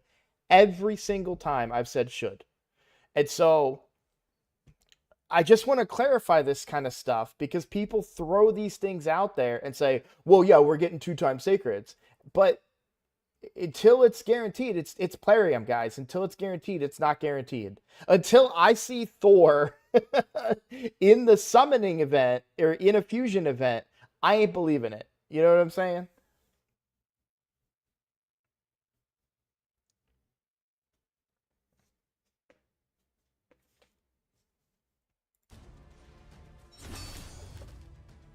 It is important. By the way, the guarantee that you guys keep on throwing around wrong words too, because guaranteed, it's not guaranteed. It's a Deck of Fate event, which means that theoretically you can get it from any shards as long as you generate the points you need to flip the cards. So let's be clear about that too. A guaranteed event is X number of shards gets you this champion. This is X number of shards, but you can pull any shards as long as you get the points to flip the cards. So I want to be clear about that too. The reason that this is a big deal, like Hyper's not doing it to get under my skin. Hyper is a regular in the channel. He's a friend of the channel. I know he's not trying to hurt me. The problem is for me as a content creator, if I take that information, this is why even Vodka, who I have immense trust in, has very rarely ever let me down, if at all. Even he will say stuff, and I'm like, I need to see your source. That's just how I am. Because if I take this and I go make a video today, and I tell people this information, that they change the way they play their game based around this information, that could hurt their game. That could hurt their plans. Right? So I don't want to do anything. You know, they might spend money. If I go and make a video and I say it's 2x primals and there's a really good primal deal, they may spend money and then it ends up being 2x sacreds, right? So when I have conflicting information in my chat, someone saying 2x sacreds, someone saying 2x primals, if I go and make a video say 2x sacreds and somebody goes and buys the monthly pack and it's 2x primals and they could have bought primals instead, you see what I'm saying? So I want to make sure I have the relevant information. And so when people come in here and they're taking something that another content creator said, but not putting the should in front of it and saying, Hell Hades said it is a 2x for sacreds, that could damage my reputation if I put that out as content creation. So that's why I'm saying that I want people to be careful with the information that they're putting out, both in my Discord and in my chat, because I don't want to mislead anybody, period. And it's not a challenge. I'm not trying to be mean. I'm not trying to be a dick. I'm simply trying to communicate appropriate information to the masses because people will make mistakes. I mean, I still have people in my clan that think arena auras still work in siege mode, even though, you know, I've said it a million times on the account that they fixed it. I've said it, you know. So it's just stuff like that. That's all. I understand it's not important to you. I totally get that. It's not important to everybody.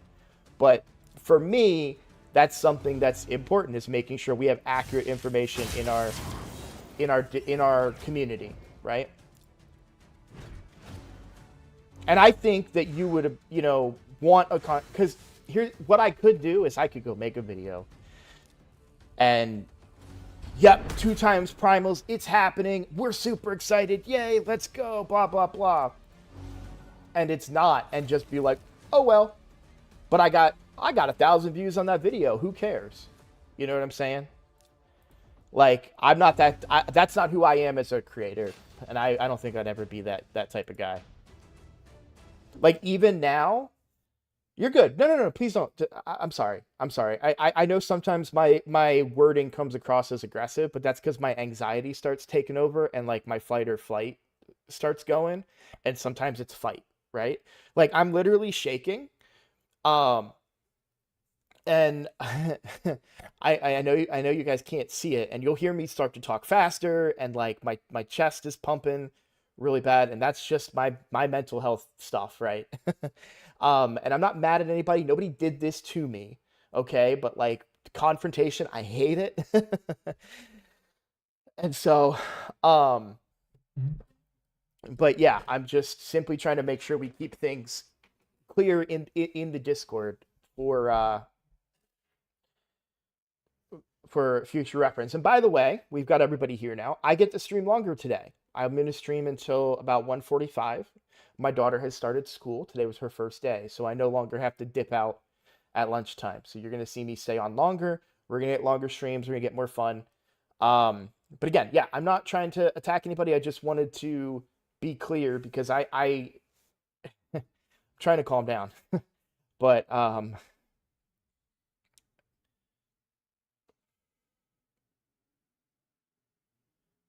okay. I think I've finally stopped shaking. I just had to take a moment. It is a 2x primals. We've seen second confirmation. If I'm asking, I'm not telling. I would love to see a second confirmation because that's gonna be great. I'm gonna be super excited if it's 2x primals. I might actually spend a little bit of money on the account. And by the way, we beat stage 24 in the middle of all of this chaos. Whew. Can I do it on auto?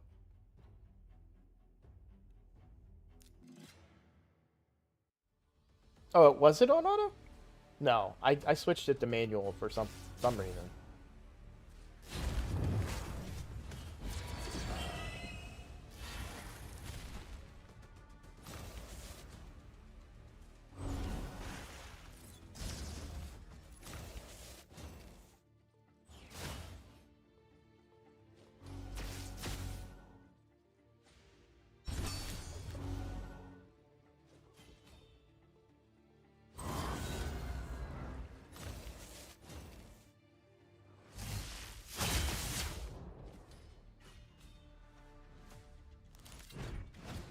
Oh, the block buffs ran out at like the worst time there.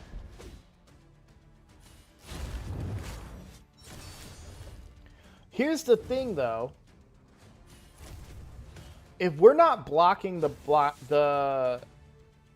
damage, why am I bringing Ugo, right?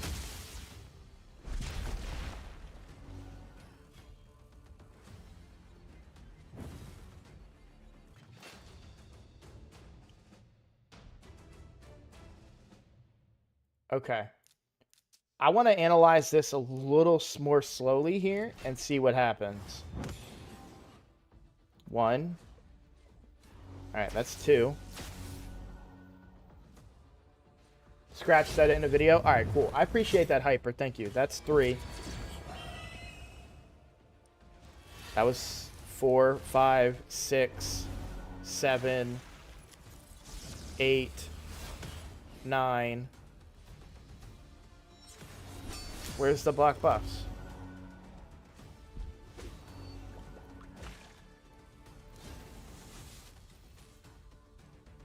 So it just doesn't happen. Oh, buff blocked. There it was. Well, no, that was a different buff. Alright. Also, not 100% run. We just learned that. That Newt never even got a turn.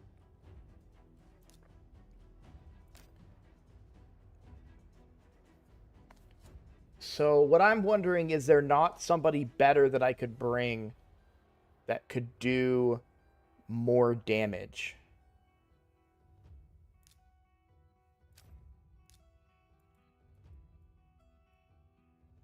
And this is me just kind of experimenting a little bit with the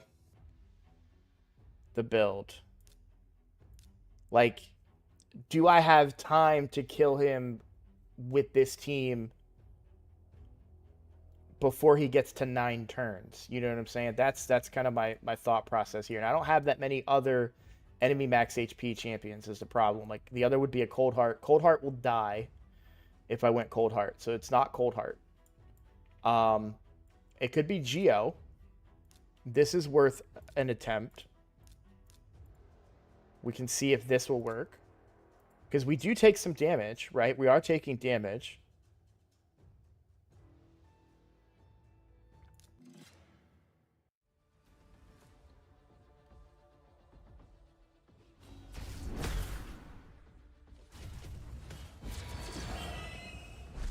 Okay, so we're taking the damage before Geo gets to go. So I don't know if my Geo is fast enough to make this work. Yeah.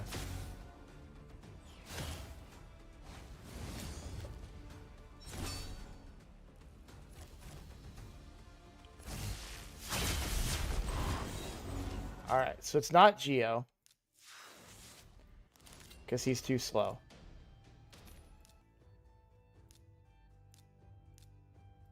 In the wrong space.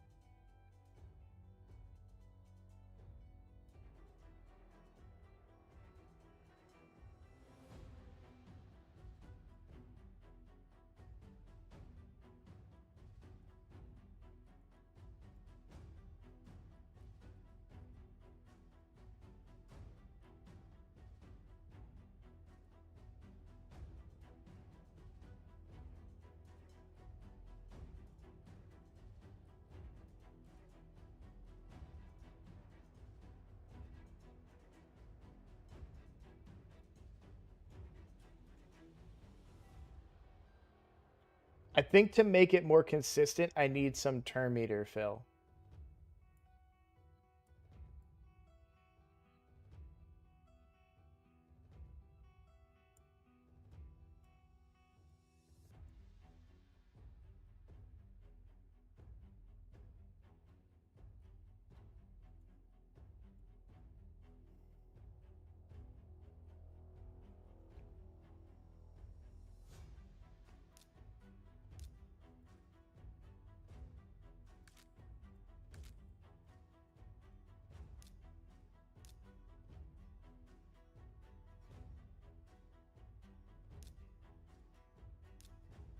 This fills her own turn meter, right?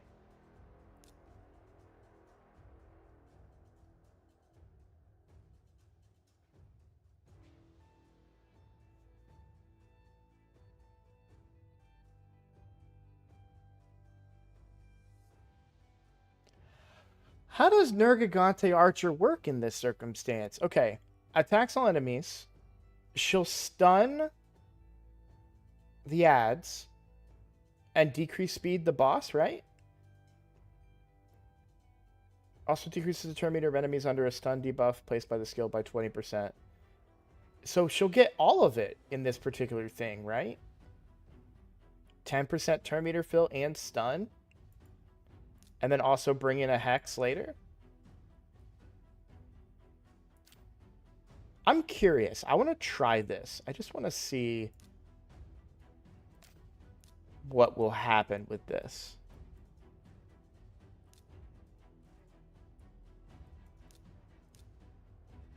I do want her to open with the stun, believe it or not. Normally I go open with the provoke, but...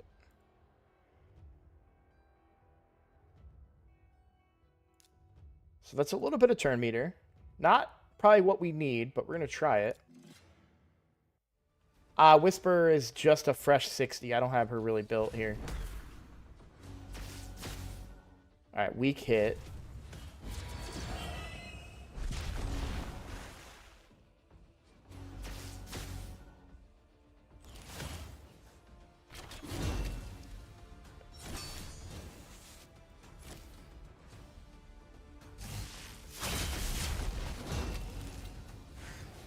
Oh, they stole the counterattack. And now there's a new block damage, yeah.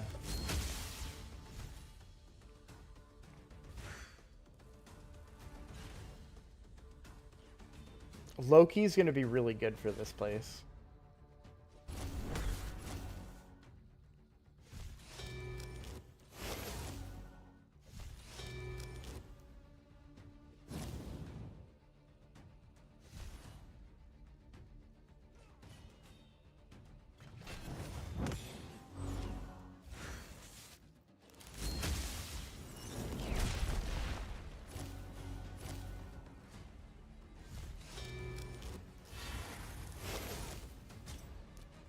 Okay.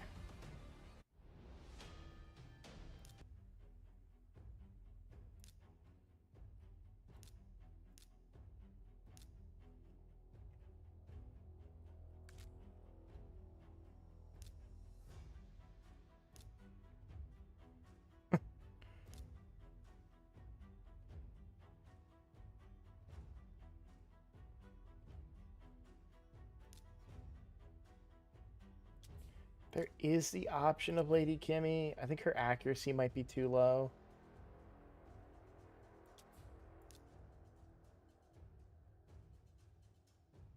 And there's a chance she doesn't remove the right one.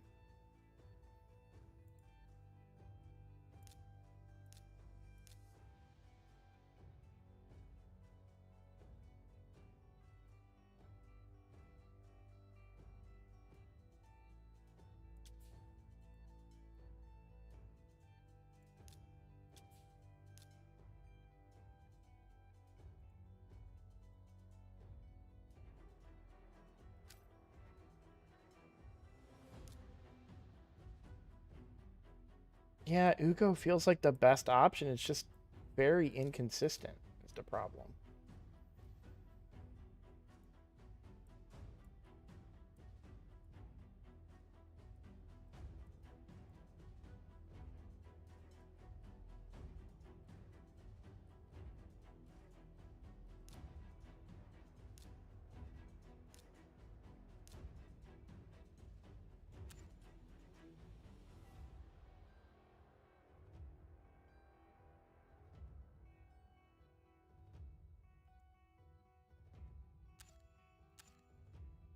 curious to see what this will do.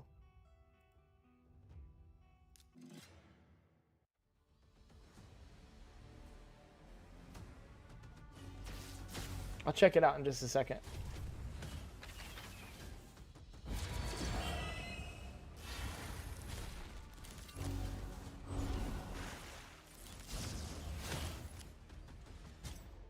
All right.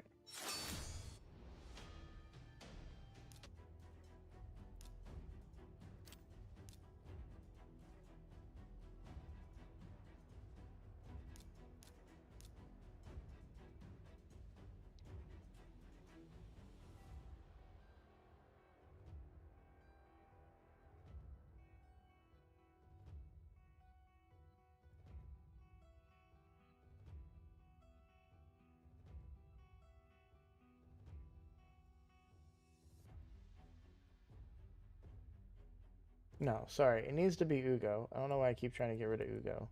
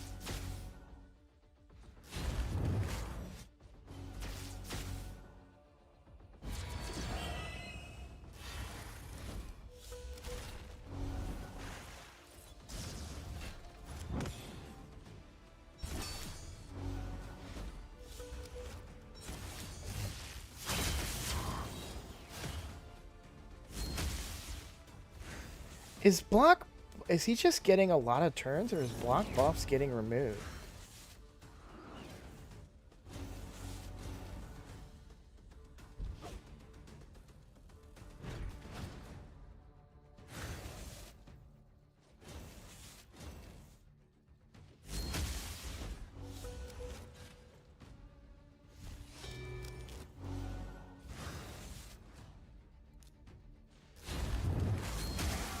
Oh, yeah, we don't have the accuracy anymore. Okay.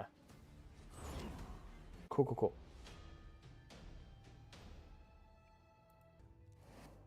Yeah, Ugo's just lacking the accuracy. Okay. Makes sense. Let's talk about conspiracy theories. How many people think Raid give free champion when he goes to vacation? I don't think that at all.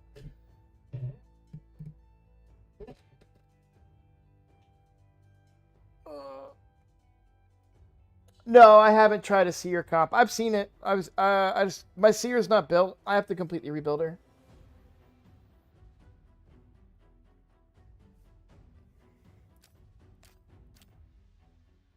Yeah, Ugo's only got accuracy for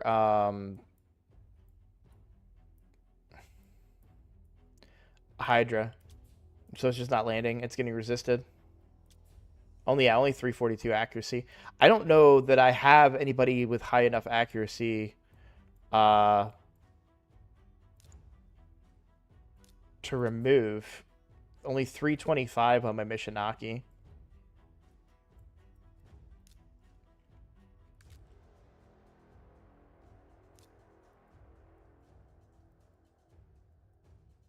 My Seers is probably pretty high. We could just do that.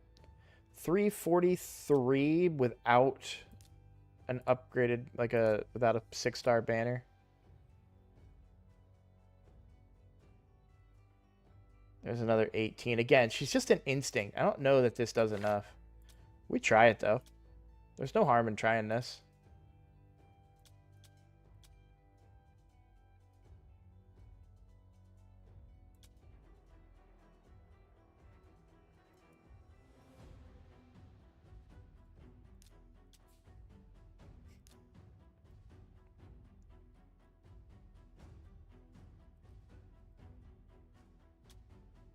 Resistance, dang. I was hoping that'd be accuracy banner. That'd be huge. Is this worth re-rolling? Yeah, I've got plenty of them. Let's try it. Ah, dang it. Would have been better as resistance.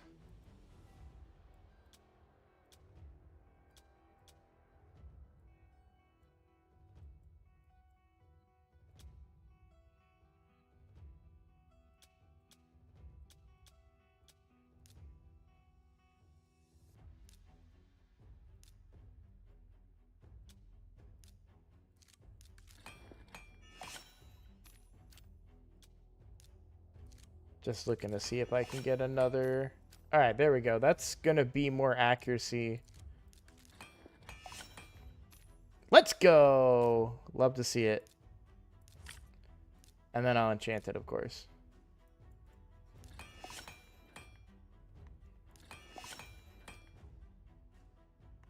Alright, I'll take a 10. That's fine. And then enchant... I don't really need to enchant anything here, but we can ascend this. Hey! What do you know? I still have some luck.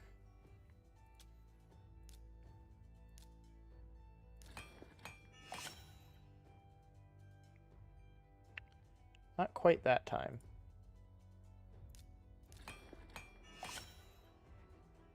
I'll do just a couple re-rolls. I really don't want to re-roll this rare chess piece this many times.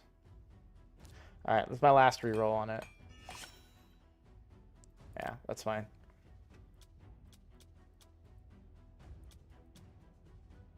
Alright, 400 accuracy before masteries get involved, so that could be pretty decent. The Pepper and Helm Smasher? Yeah, okay. Let's try it. Who knows? Let's see.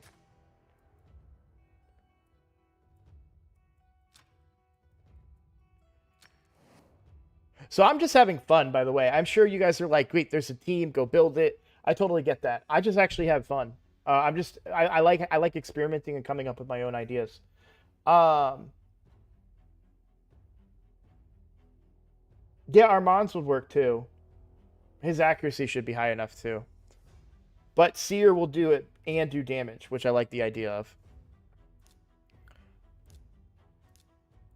Sorry, someone, what is your favorite champion in the game?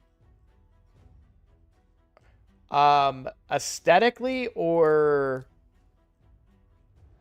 in general?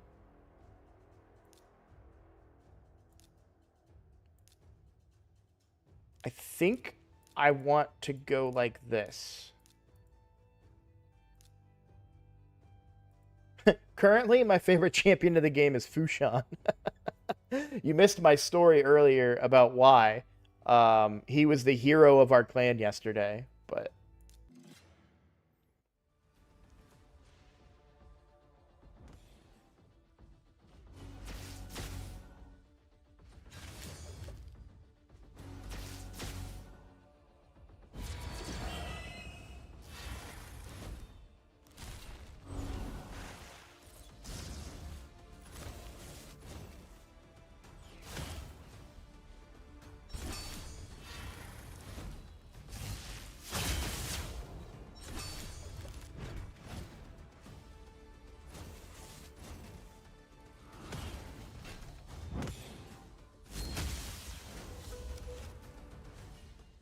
And she got her cooldown back.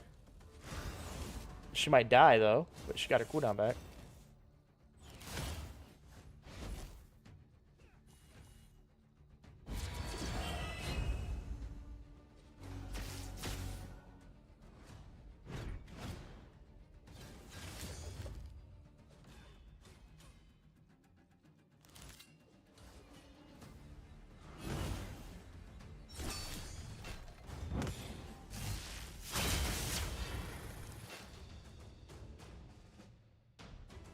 Yeah, I think if I properly build my Seer in Lethal, you know, a better ignored defense set, I think I get better results out of that.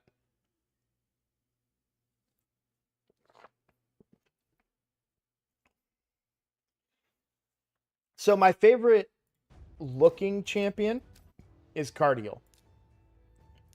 I absolutely love I'm not like religious or anything, but I love angels. Like I think they're really cool. Their concepts and like the wings and everything I really like. So this is a really cool looking kit for me. Cool looking like character. As far as like what's good in the game and that I really like,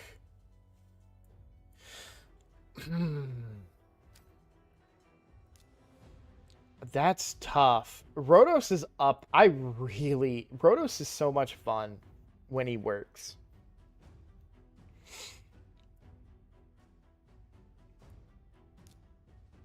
Oh, Crizzy is a little bit of both. She's probably my second favorite looking champion.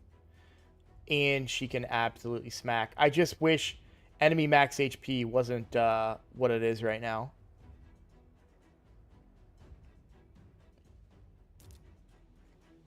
So as far as kit, Harima's my favorite.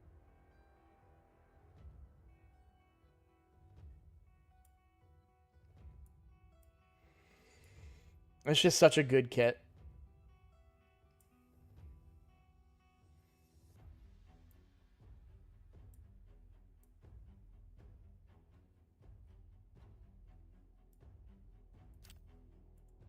All right, let's take this team that we built and go a little bit further here.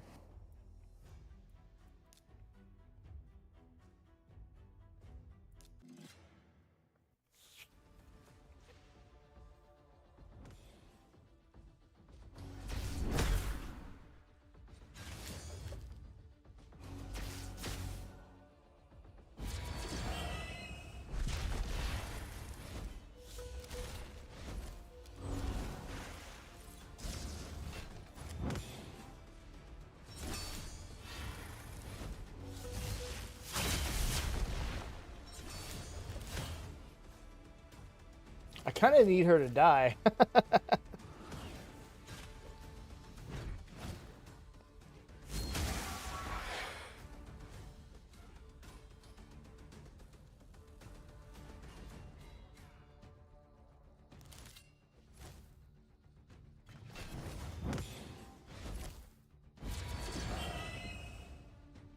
I do need to make one change to it as well. All right, so this is pretty consistent. Nice. I like that banner. One change I want to make to it to make it a little bit more consistent is... That's not the right team, is it? It's this one. Yeah. Okay. So I want that to be an opener, but then not the first choice. And I want this to be first choice. Whenever Karma Burn is up, I want her to use that. But I want her to open with Clan Banner so that we get a weaken out there. And we also get the improved crit rate.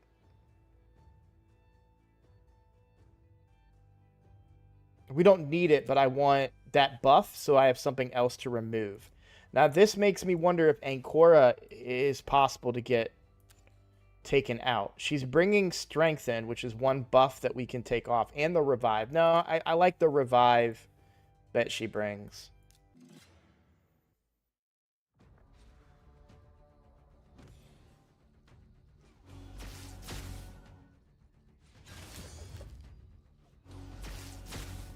Pi, I would pose that question for Discord. That's a vodka question. For me personally, I don't think about the stats too much. I just go for what I want in the slot. So for like gloves, I want to have crit damage on the gloves.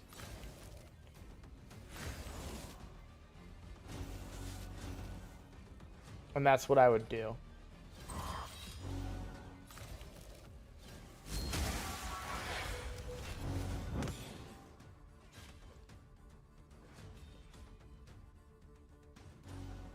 Oh.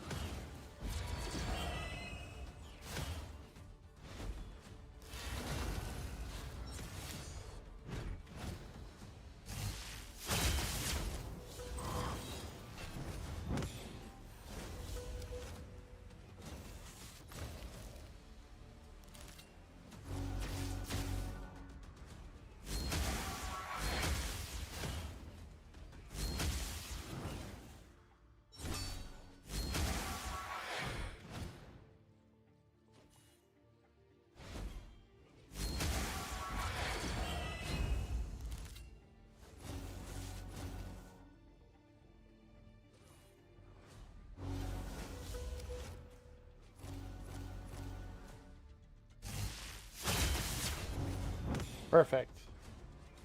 I think we get enemy max HP here. Yeah.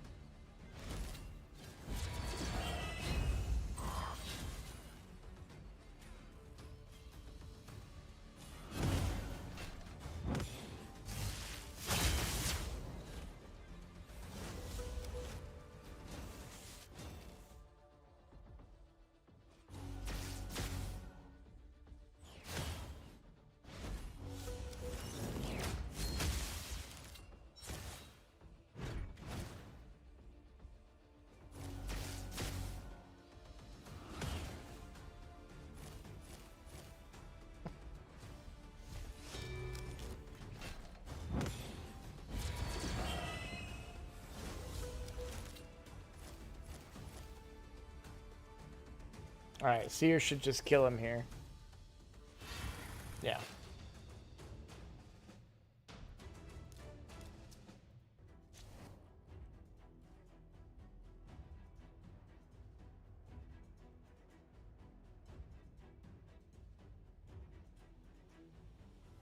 "30 stages of a dungeon and you can't guarantee me 6-star gear."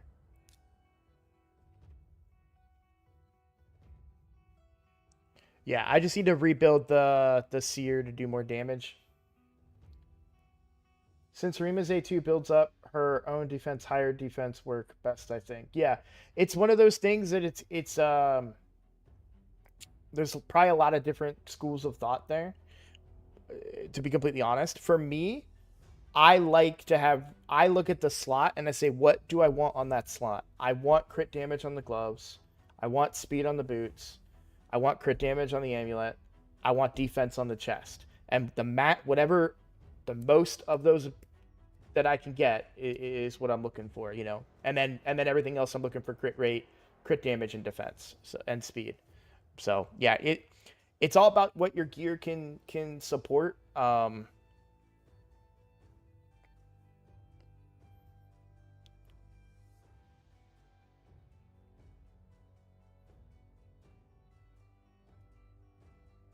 Yeah, I'm trying to think if there's anything else. Like, that's just how I build champions. And I'm not saying that that's right at all by any stretch. In fact, it's probably wrong based on the information that I receive from you guys. But I really like Ankora's revive and cooldown reduction, but it does make the run take longer.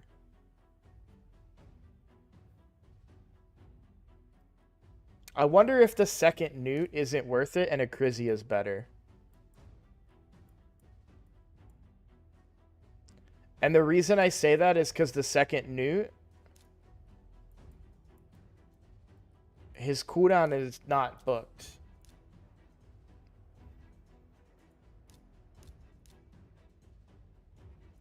And the counterattack can get stolen, which is annoying.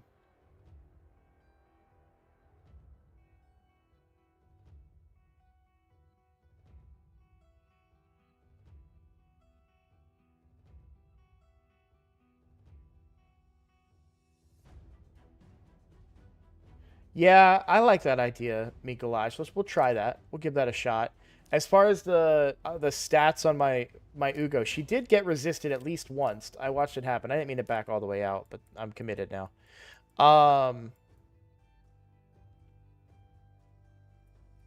So on the main account, Ugo's kind of slower than I'd like her to be. So she's 244 with 357 accuracy, but I use her for Hydra and have her in Relentless for that reason, which I probably should switch, but I did 1 billion damage, so I'm not really in the mood to switch anything from that team at the moment. I probably could have done more if I didn't have her like that, but the problem is I feel like if I get rid of the second Newt, yes, I lock down the ads, but then I worry that I'm going to be too slow. But we'll try it, right? There's no reason. Like, we're having fun. We're experimenting. I love doing stuff like this. All right, I got about an hour of stream, and I have a hard out at 1:45. Like, that's not a joke. I got to go pick up my daughter from school. So, okay. let's see. Stage 20, team setup. So, second Newt out. Let's put our Mons in.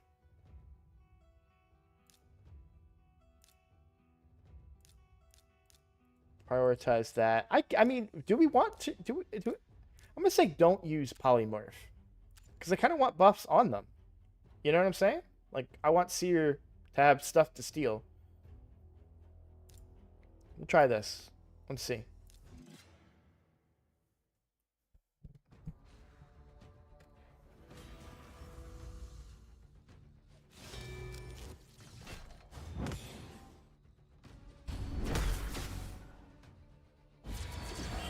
I know Seer's gonna die. I want Seer to die.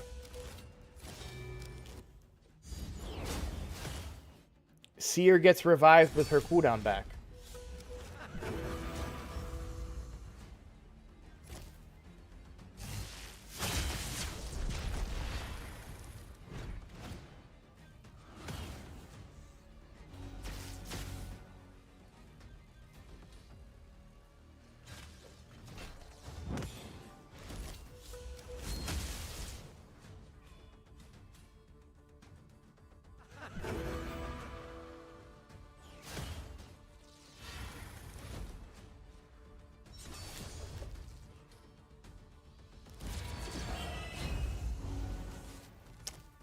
You had one job, Elatrion. How are you gonna let me down like that, man?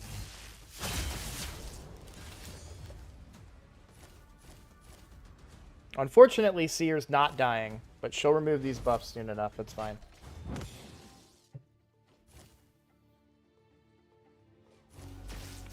That's unlucky. Alright, I will turn Polymorph on, because that will prevent... What happened there? That was her hit. She didn't remove it.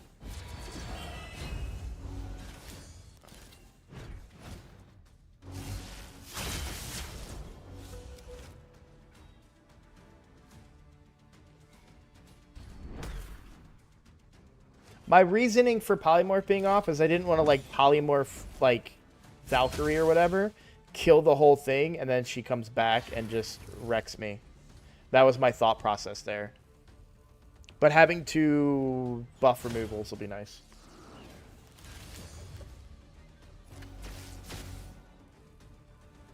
Ah, thank you, Sky.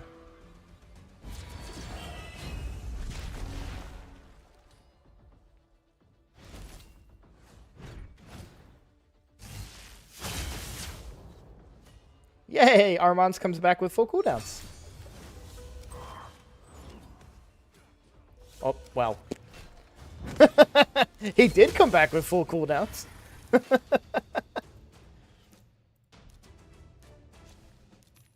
Alright.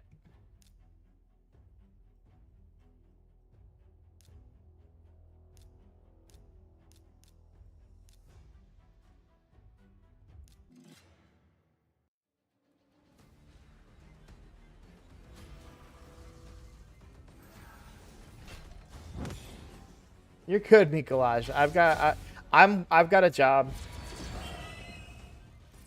I just got to be patient as a content creator and let my channel build up over time. The money will come from ad revenue and memberships and maybe eventually people will be motivated to gift memberships too. I almost tried to con Skydoodle, not con, that's a bad word, but I almost tried to bet Skydoodle last night because he said that I wouldn't beat him as the Hydra damage. And so I was gonna try and say, well, if I beat you, you gotta gift a membership in chat. But he conveniently went AFK when I was trying to goad him into gambling with me, and then I realized that he's under the legal age of gambling, I think. So I was like, okay, well, maybe I dodged a bullet there.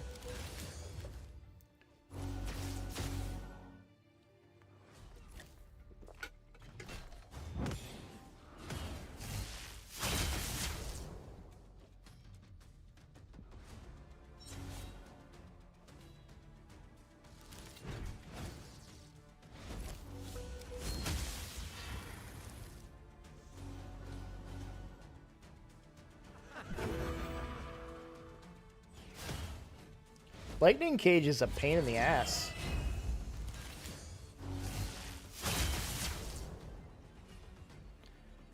Do I need to speed up my Elatrion? Like, that's annoying.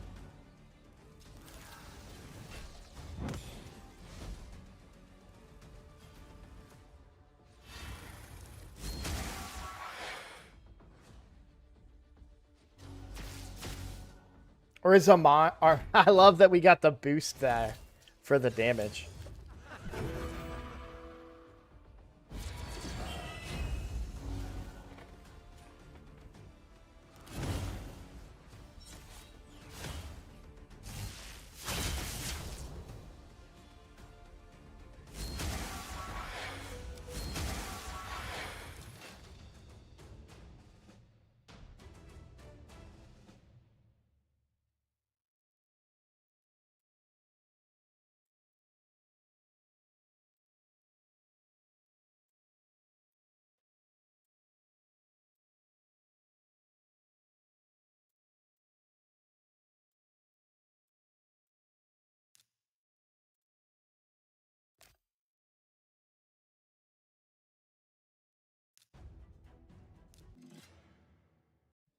Oh, you're 24. Okay, I thought you were 19. I don't know why I keep getting that in my head.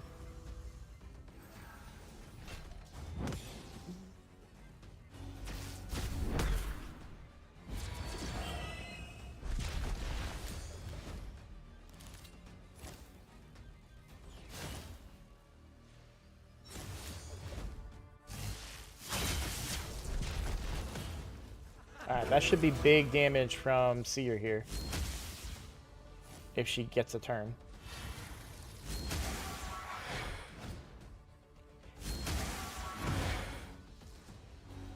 It's... Why is Seer doing the same amount of damage every time? There's not a cap on it, right?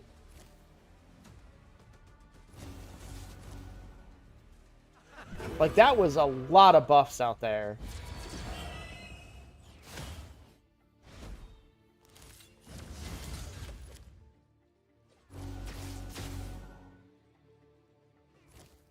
And it was 311, 8 something.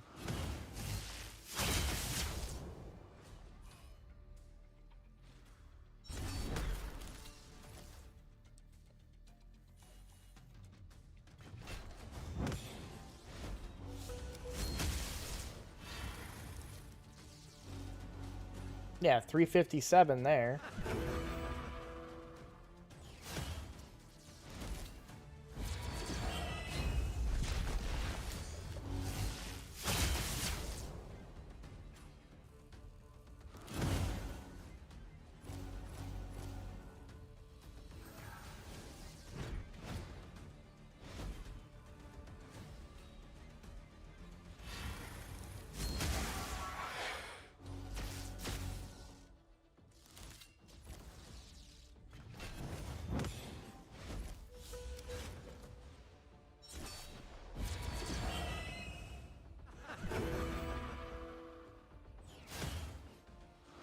I still think she's better than my other Newt or Acrizia in this instance, because she's clearing the wave at least, right?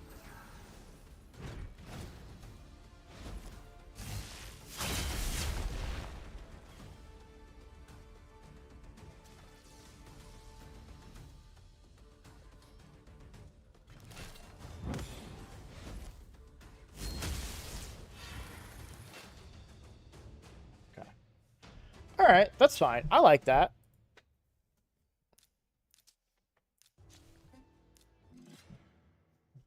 Yeah, exactly. Slow but steady.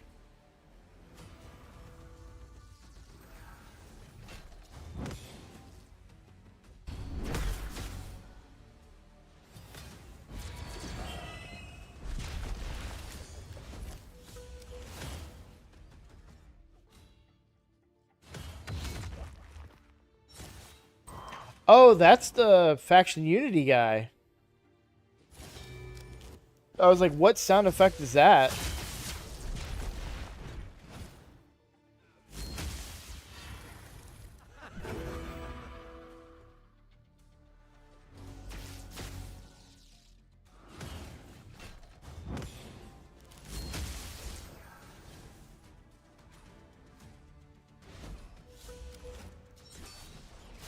Vodka, did you post a picture of your team?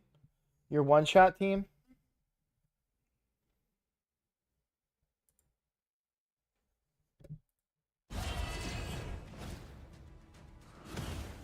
Or maybe not one-shot, but you said it was the fastest team on the... Or, like, not fastest, but one of the top ranked fastest. Nice. That synced up real nice. I don't know if you saw that.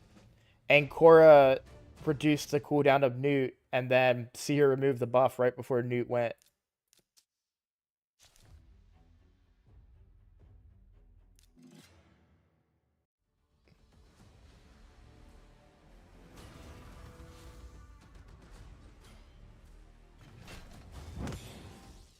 Hold up. When did I schedule that for? Thursday, right? Hey, can someone double check my math real quick, please, and confirm? Oh, no, I already did it. I double checked it. Never mind.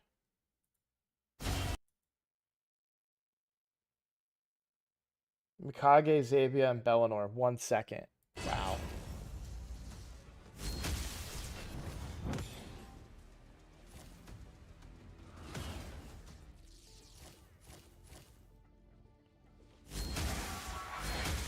Did Seer go yet?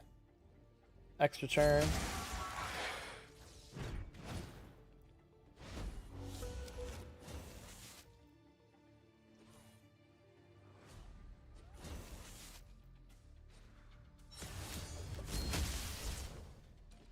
Newt's getting resisted now, but that's fine. Newt's not here for weekend, so... Oh, that was his decreased defense, not the cleanse. I was very confused for a second there.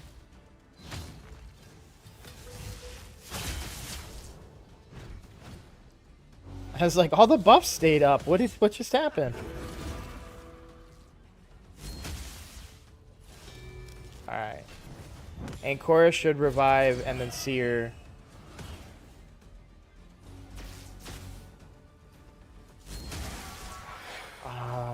Do I have that coded? Dumb. I do, yeah.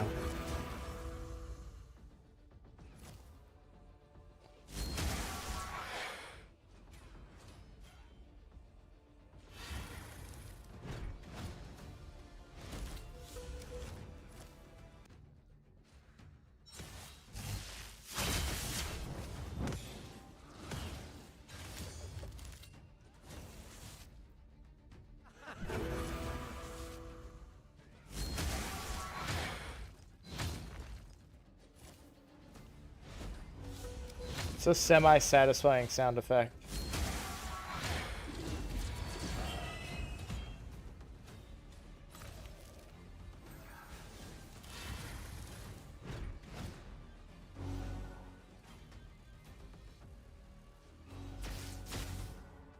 Attaboy Newt.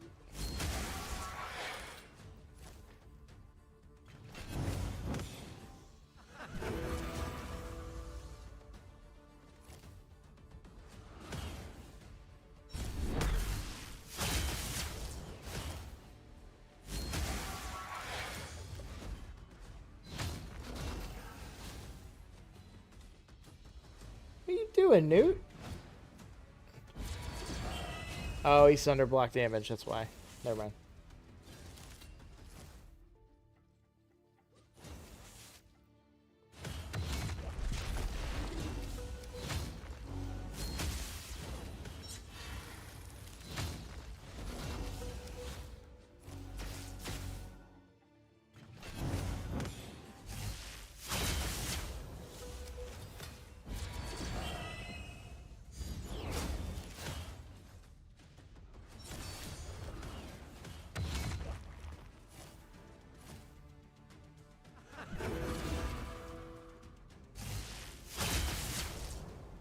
I'm going to turn that off. We're not laning the weaken from him. We're also getting weaken from Seer. And all we're doing is giving Odin counterattack.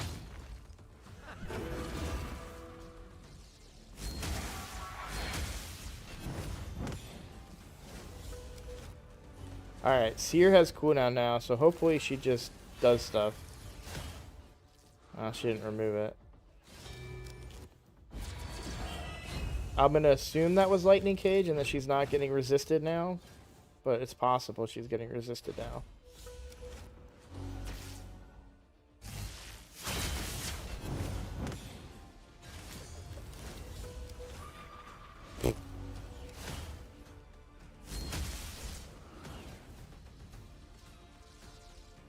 Alright. No speed? Lame. Would be really good on our Mons.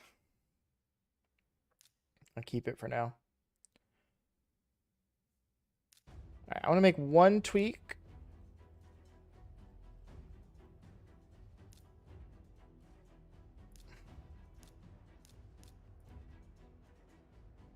No, she's fine this way. It must have been on cooldown or something, and I just didn't catch it.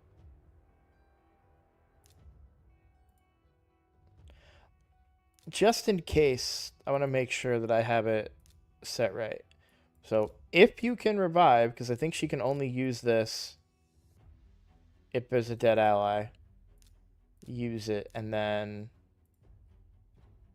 do this all other times. Because there was a time where Seer was dead, and I was like, cool, Seer's going to come back to life, and she cleansed instead, and I was confused.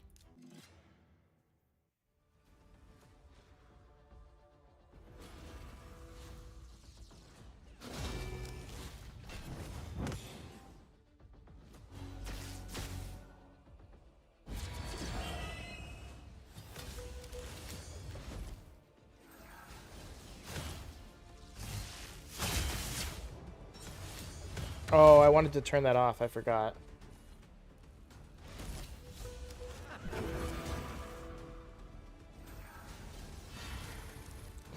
The timing.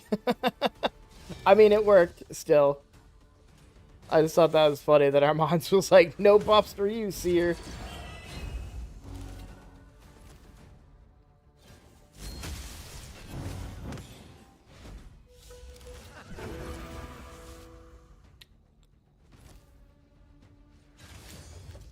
I wish I had a reviver and a buff extender that wasn't Godseeker.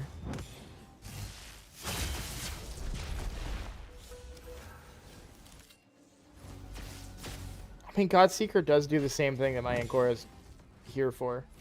But Ancora gives turn meter. And a second cleanse.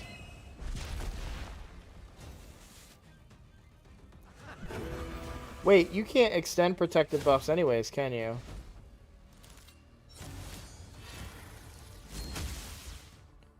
Ooh, we're getting resisted now. The Valkyrie resisted us.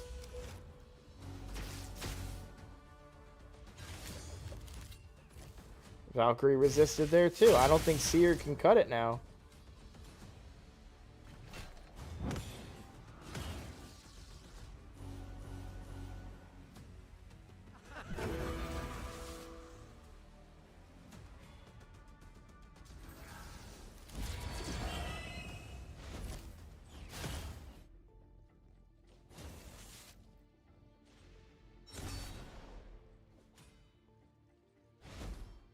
Resisting the Newt is fine, that's not a problem, but resisting the Armands and the Seer is a problem.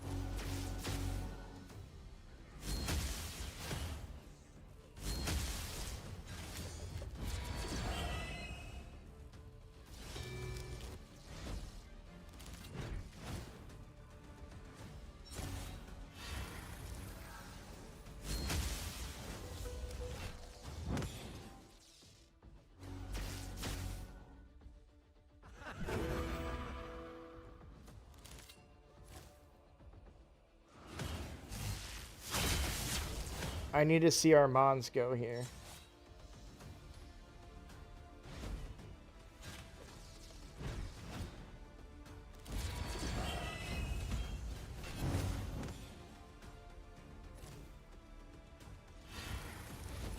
Yeah.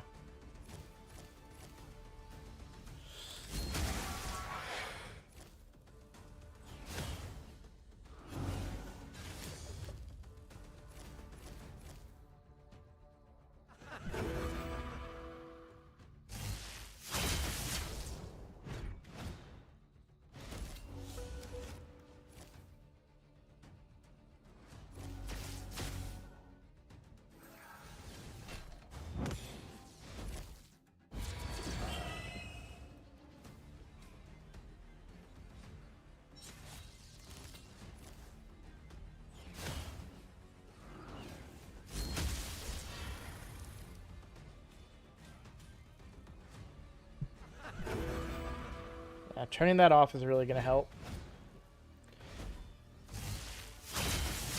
Turning off the A2 is going to help because then it's more likely that Blessed Bash gets cooldown reduced by Ancora as well.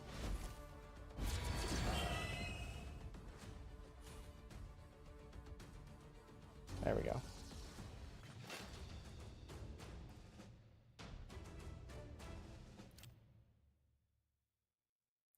Alright, so we want to make that one tweak and turn off Fury of the King. Armand's is 509 accuracy, and she's about 100 accuracy off of where I'd want her to be.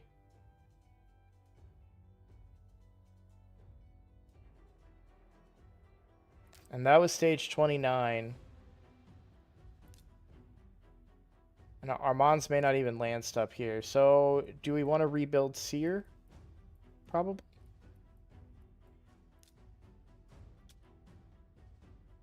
Alright, 13% crit rate. But I wonder if there's an accuracy chest. She's going to be really squishy if I do this, but...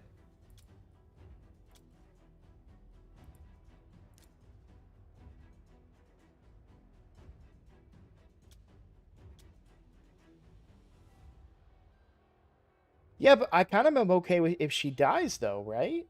Am I wrong about that?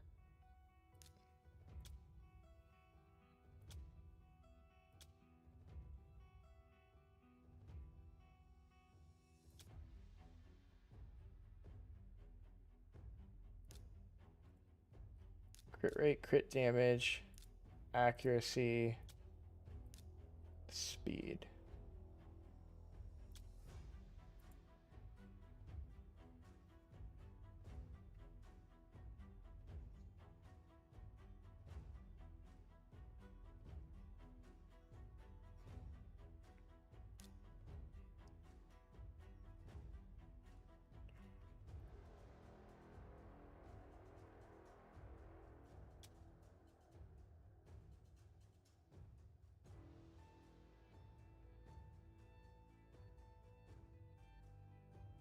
What if I take off the speed part of it? It gives me quite a few more options. I'm gonna lose a chunk of crit damage if I do this, though. And it's gotta be crazy high crit rate, too.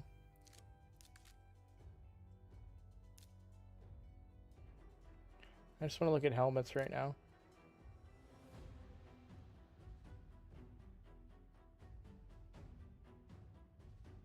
Oh, she doesn't have the substats that I'm... Yeah. So, yeah, I'd lose 3 crit rate if I went with this one, and that's my highest crit rate helmet that meets the criteria of also bringing accuracy.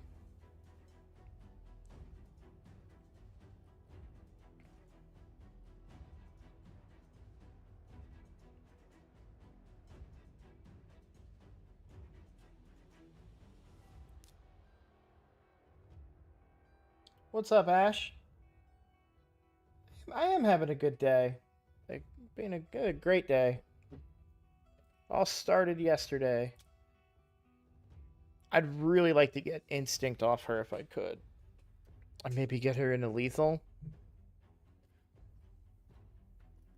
But I guess it doesn't matter. She's hitting the max damage. It's really the accuracy that's the problem now. If this wasn't 24% crit rate to make her build work.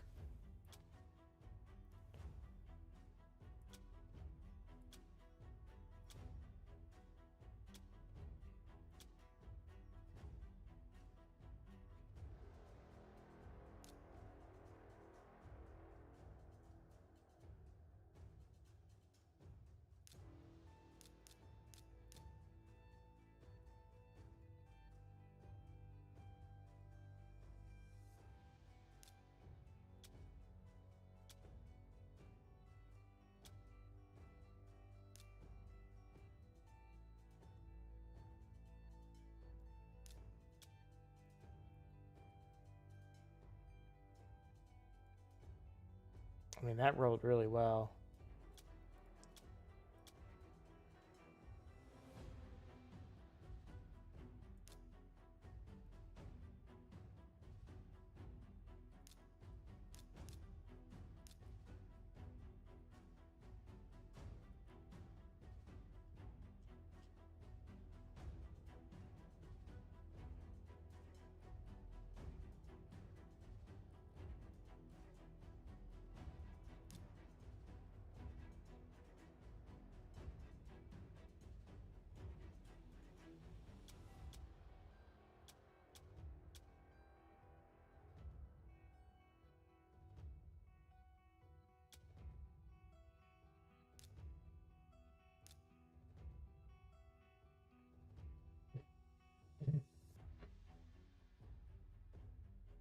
Yes, Shadow Strike. That's what I'm bringing Seer for, is to strip the enemy buffs. Well, thank you for hopping on, Ash. I appreciate it. I appreciate it.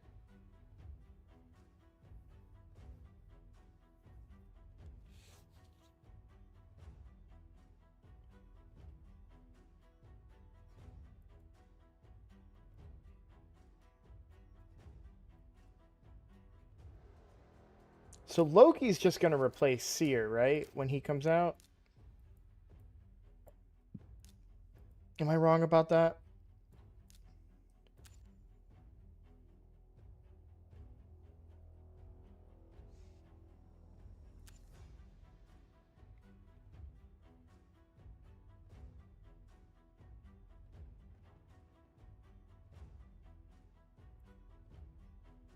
Yeah. So Loki replaces Seer. We do less damage, but Loki brings literally everything you want to beat this boss.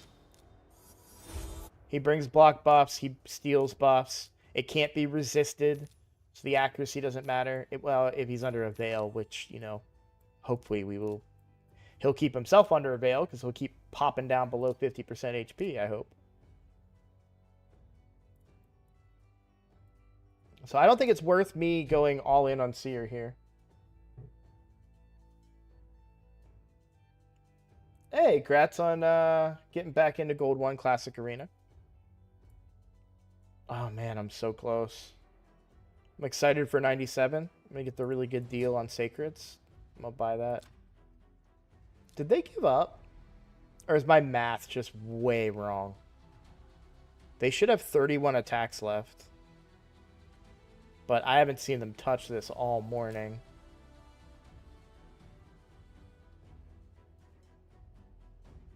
Yeah, Loki brings everything you want for that fight. I think that's the whole point, is they're like, hey, we're going to build this boss. We're going to build this guy to beat him. Win-win for everybody. Of course, I got to book him and build him and everything, so, you know, Seer probably still does it for a while.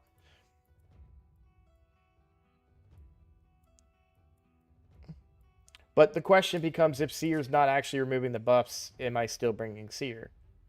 You know what I'm saying?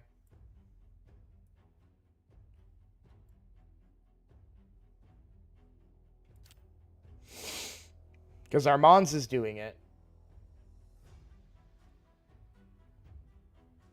So would I be better off bringing something else? But what would I want to bring? Ooh. Let's try this.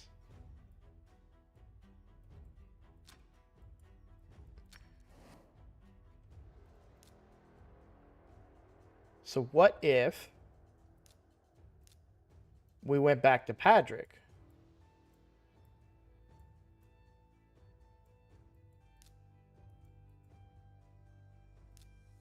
Let's try it. I'm gonna do it in here and we'll try it. Because I won't have to move stuff around too much.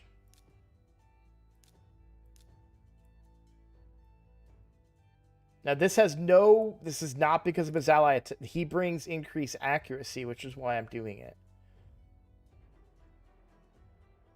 But he also brings turn meter boosting.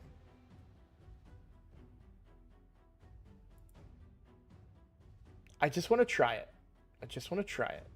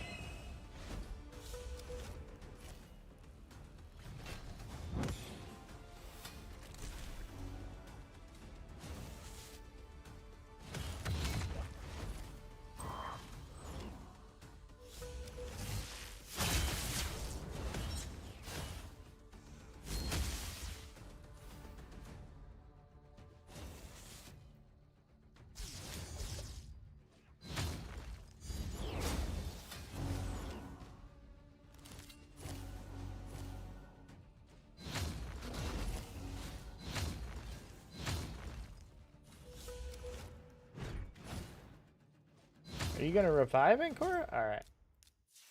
We'll just go back to what it was. I tried. It was worth it. Worth a little experimenting.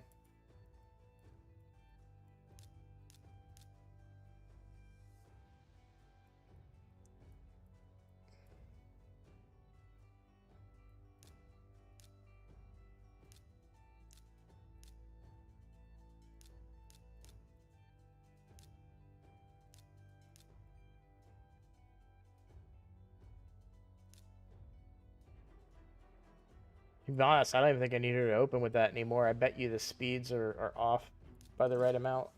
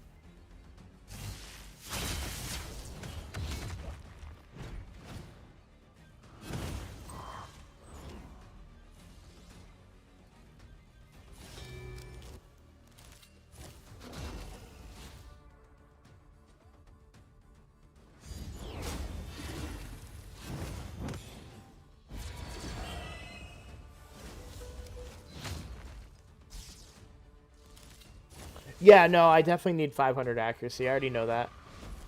My Armands is landing his stuff. He's at 500 accuracy. Seer's not.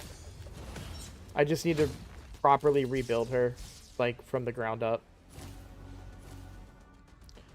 When I built her, it was the first time Instinct came out. That's the last time I built my Seer. So my gear on this account is much improved since then, so I feel pretty confident that I can get a good build out of her. The only downside is a lot of my good crit rate, crit damage, accuracy gear is on my newts, since I have 2 of them. But yeah, this run's done. So once I get that accuracy, we'll be good to go.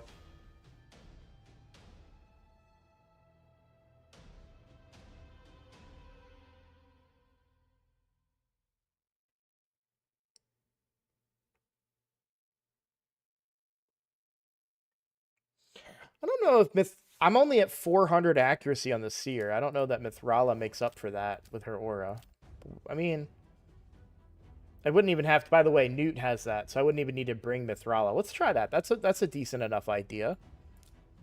Newt has the same aura, so hers is 80% in all battles. Newt's is 80% in dungeon, or sorry, 80 accuracy in dungeons. But yeah, no, that won't be enough because it's flat. It's not a percentage; it's a flat number. So her value is, well, with masteries though, there's a chance, right? 407, another 80 accuracy, then mastery is being applied. There's a chance, right? I don't have any feral accessories for her, unfortunately. Just this one, which I already re-rolled, and it rolled attack, so...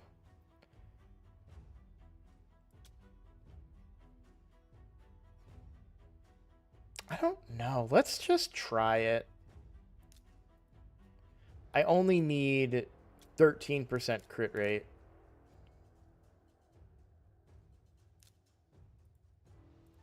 Hey, come back. What happened? Ah, that happened. Okay.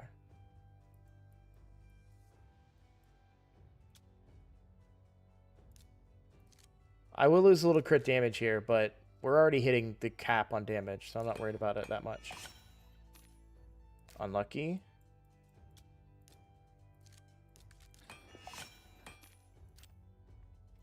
Bro.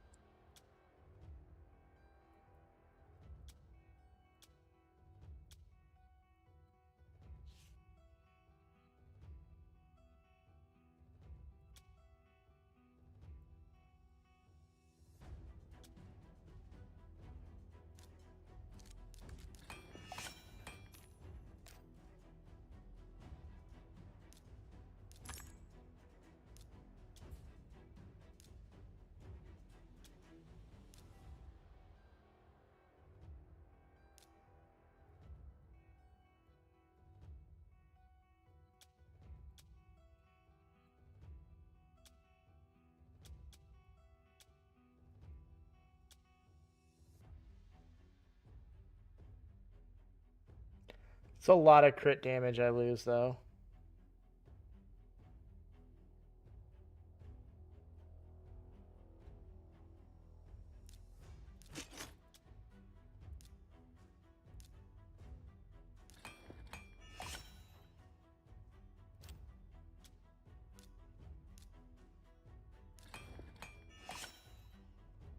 Ha.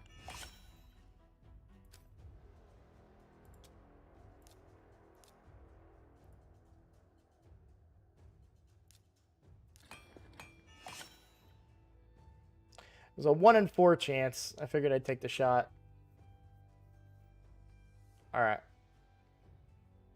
Is she over 300? Nah, just under.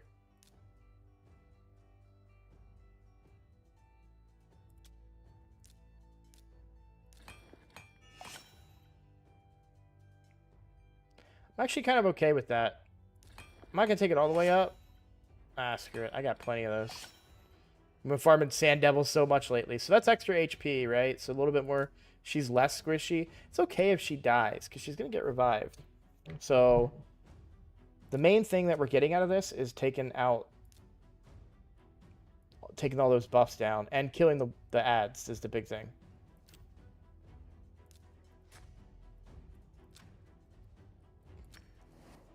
Alright, so it should just be same team.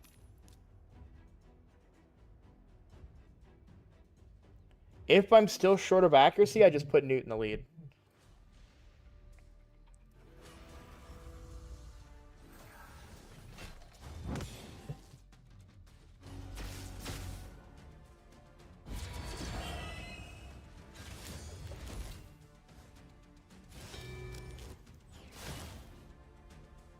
So here comes the big...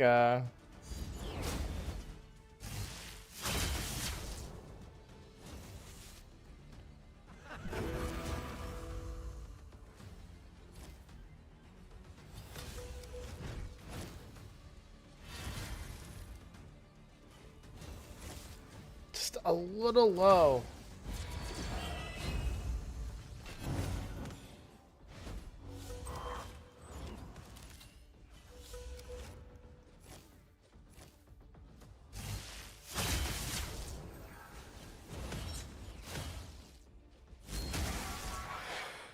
Alright, revive Seer.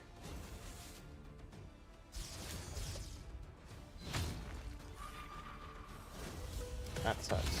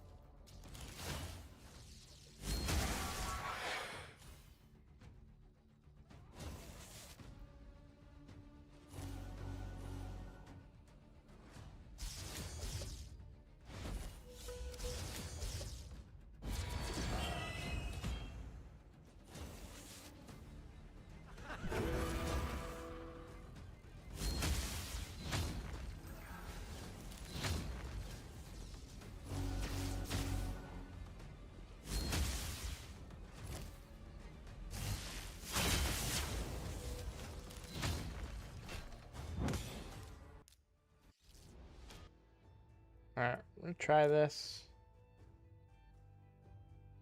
Do it on manual. I am a little worried about the speeds being lost there.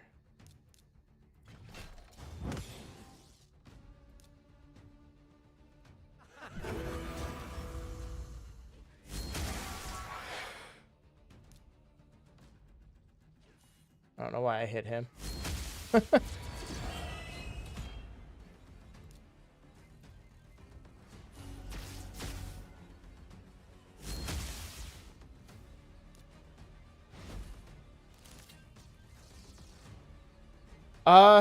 Okay.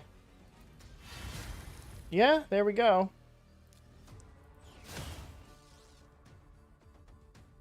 I think I can just leave this on auto. I don't think there's anything that the AI would mess up here.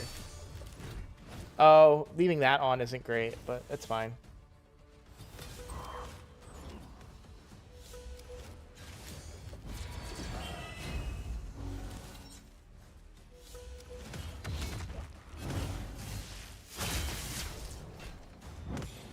I hate how slow we are.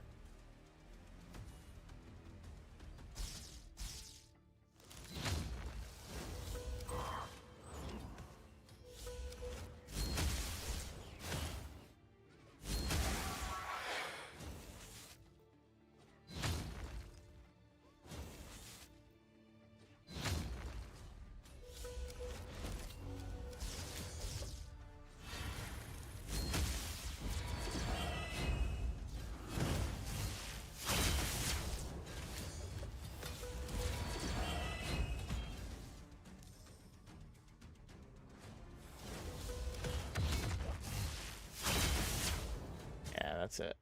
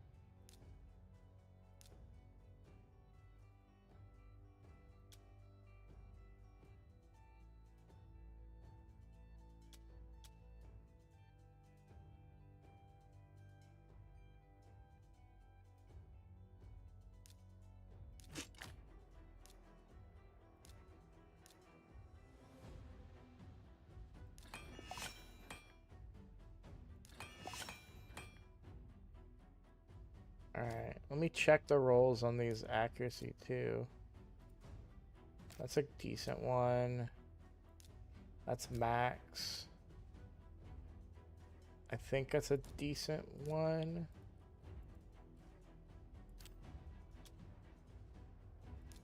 That can be replaced, I'm willing to bet. Nope.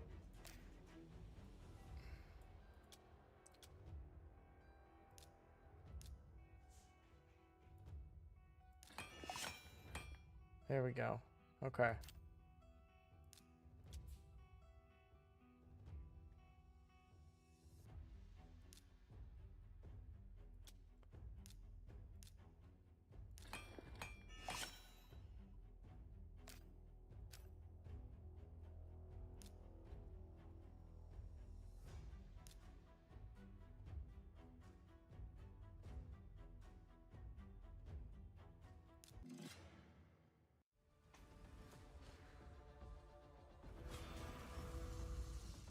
Is it not 16?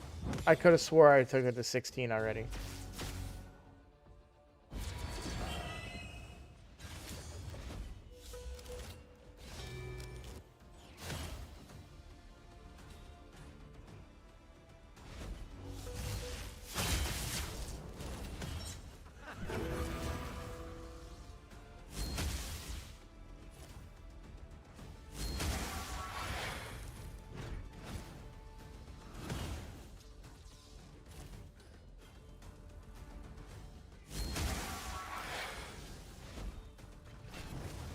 If I had someone that could get me decreased defense and weaken and turn meter, I would bring it. Oh, and a revive. That's the thing.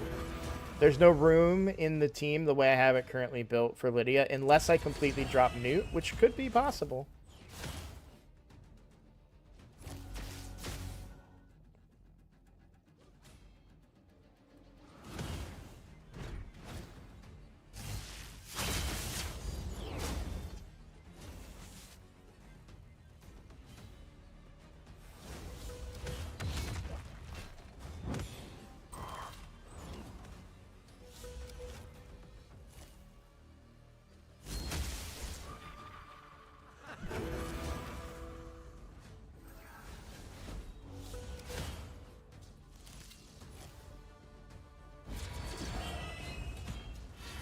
There we go.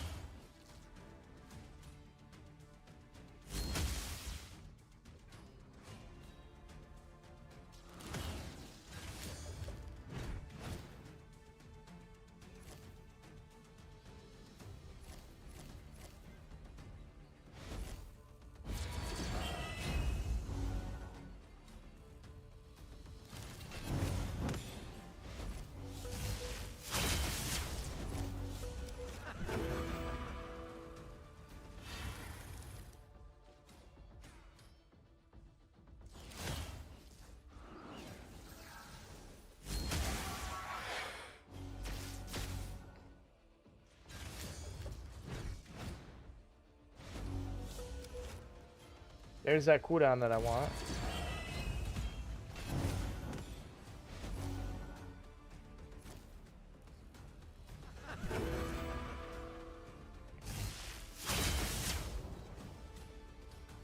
We're in a little bit of trouble now. We gotta be careful.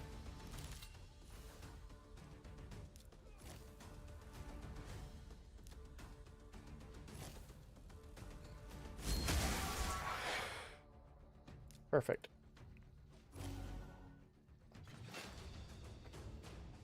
Oh man, all that for a 5-star rare fucking curing set. Don't you just love it? Isn't this game amazing? All right, let me go check my seer real quick before I log off for the day. Make sure I did 16 that. That would be really shit.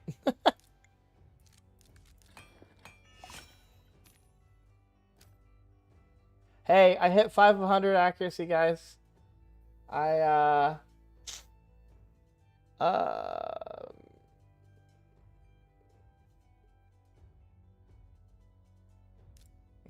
anyways, I'm a professional at this game. I'm a content creator for this game. I totally know what I'm doing. You know, be like me. But, guys, I didn't want to make it too easy on myself, so I was like, I'm going to leave this at 12. Because, you know, you can't have it be too easy, right?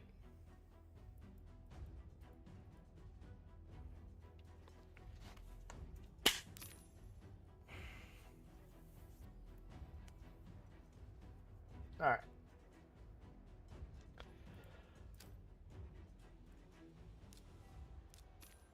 I still don't think that team's quite 100%. The Seer's too slow. What? Which is crazy because she's an instinct instead of lethal. I also probably don't want to use this. Well, no, I'm still setting this to priority. So, well, I kind of want the chance of getting that extra turn so she can just use this more often, but...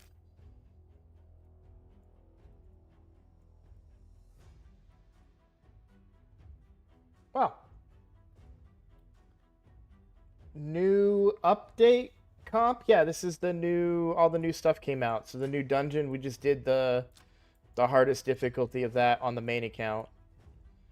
And then I embarrassed myself. And then okay. Well, I'm gonna have to get off. I'm gonna try and eat something before I go pick up my daughter from school.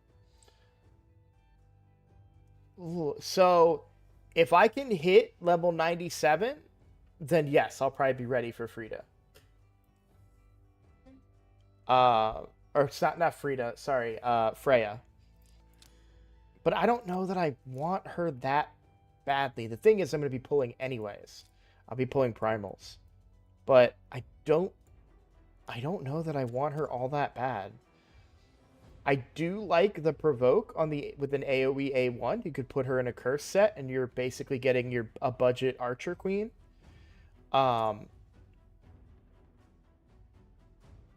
This, like 30 other champions have this.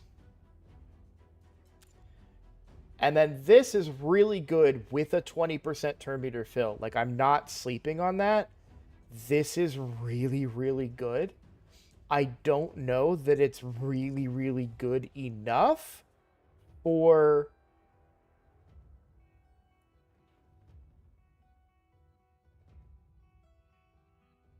Hang on.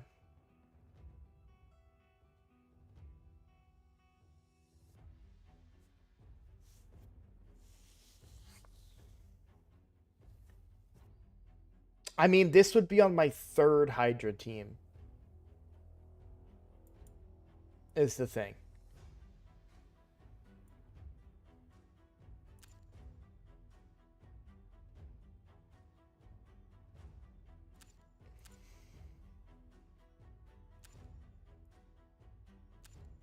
On the main account. On the main account.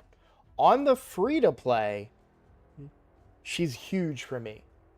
Absolutely massive on my free-to-play account. But I don't think I have enough shards to go after her and still be able to do the fusion for Thor. I'm swapping over to the free-to-play real quick just to take a look at my inventory.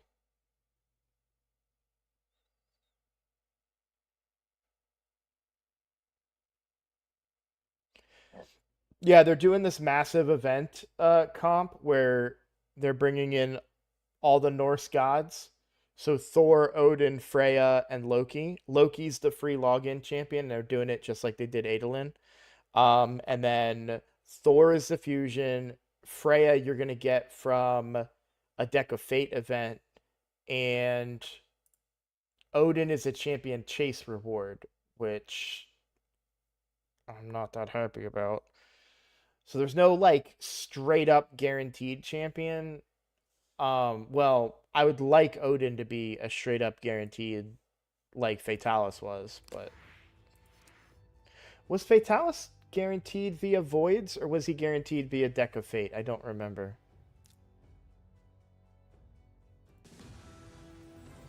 Yeah, it's called the Asgard Divide. I felt like Fatalis was guaranteed for voids, but I could be wrong. Alright, so I've got 10 primals to pull during the 2x. And 6 sacreds, but I don't know if it's better to save up for Thor.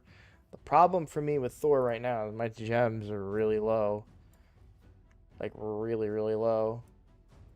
The silver's okay, but I need to get some gems going.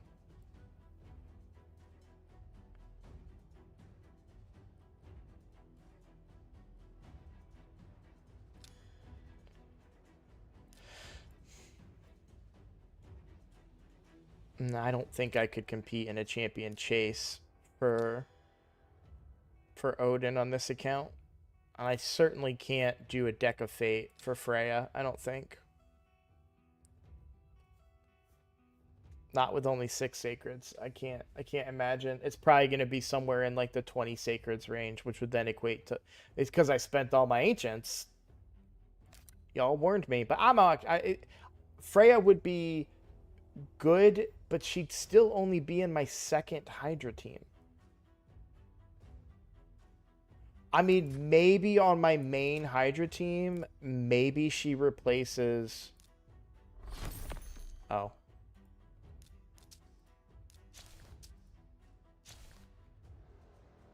That's not that bad.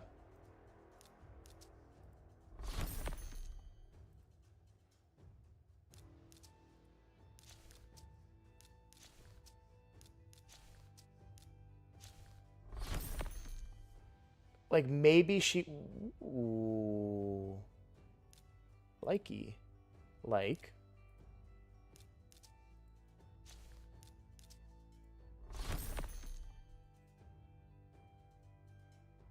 No speed. Speed and resistance? Maybe? Got a HP percent too. That, I mean, that could go on somebody. I could see that. Defense percent stone skin. No speed with a little bit of crit damage. I don't think that makes the cut.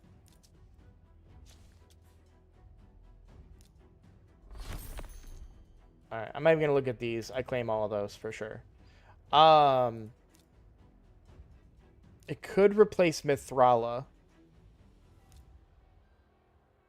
Because Mithrala's just in there as my Hexer and Cleanser. But she would bring block buffs, which would prevent me from getting buffed, getting debuffed. What's up, Peanut Butter? Bad timing, my friend. I am about to log off. I apologize. I'm going to go pick up my daughter. I'm actually going to, like, literally walk right out the door as soon as I click this button. So my hard stop was 145. We're at 144. So don't have time for, like, a big fancy outro. I just got to go. Bye, guys. Take care.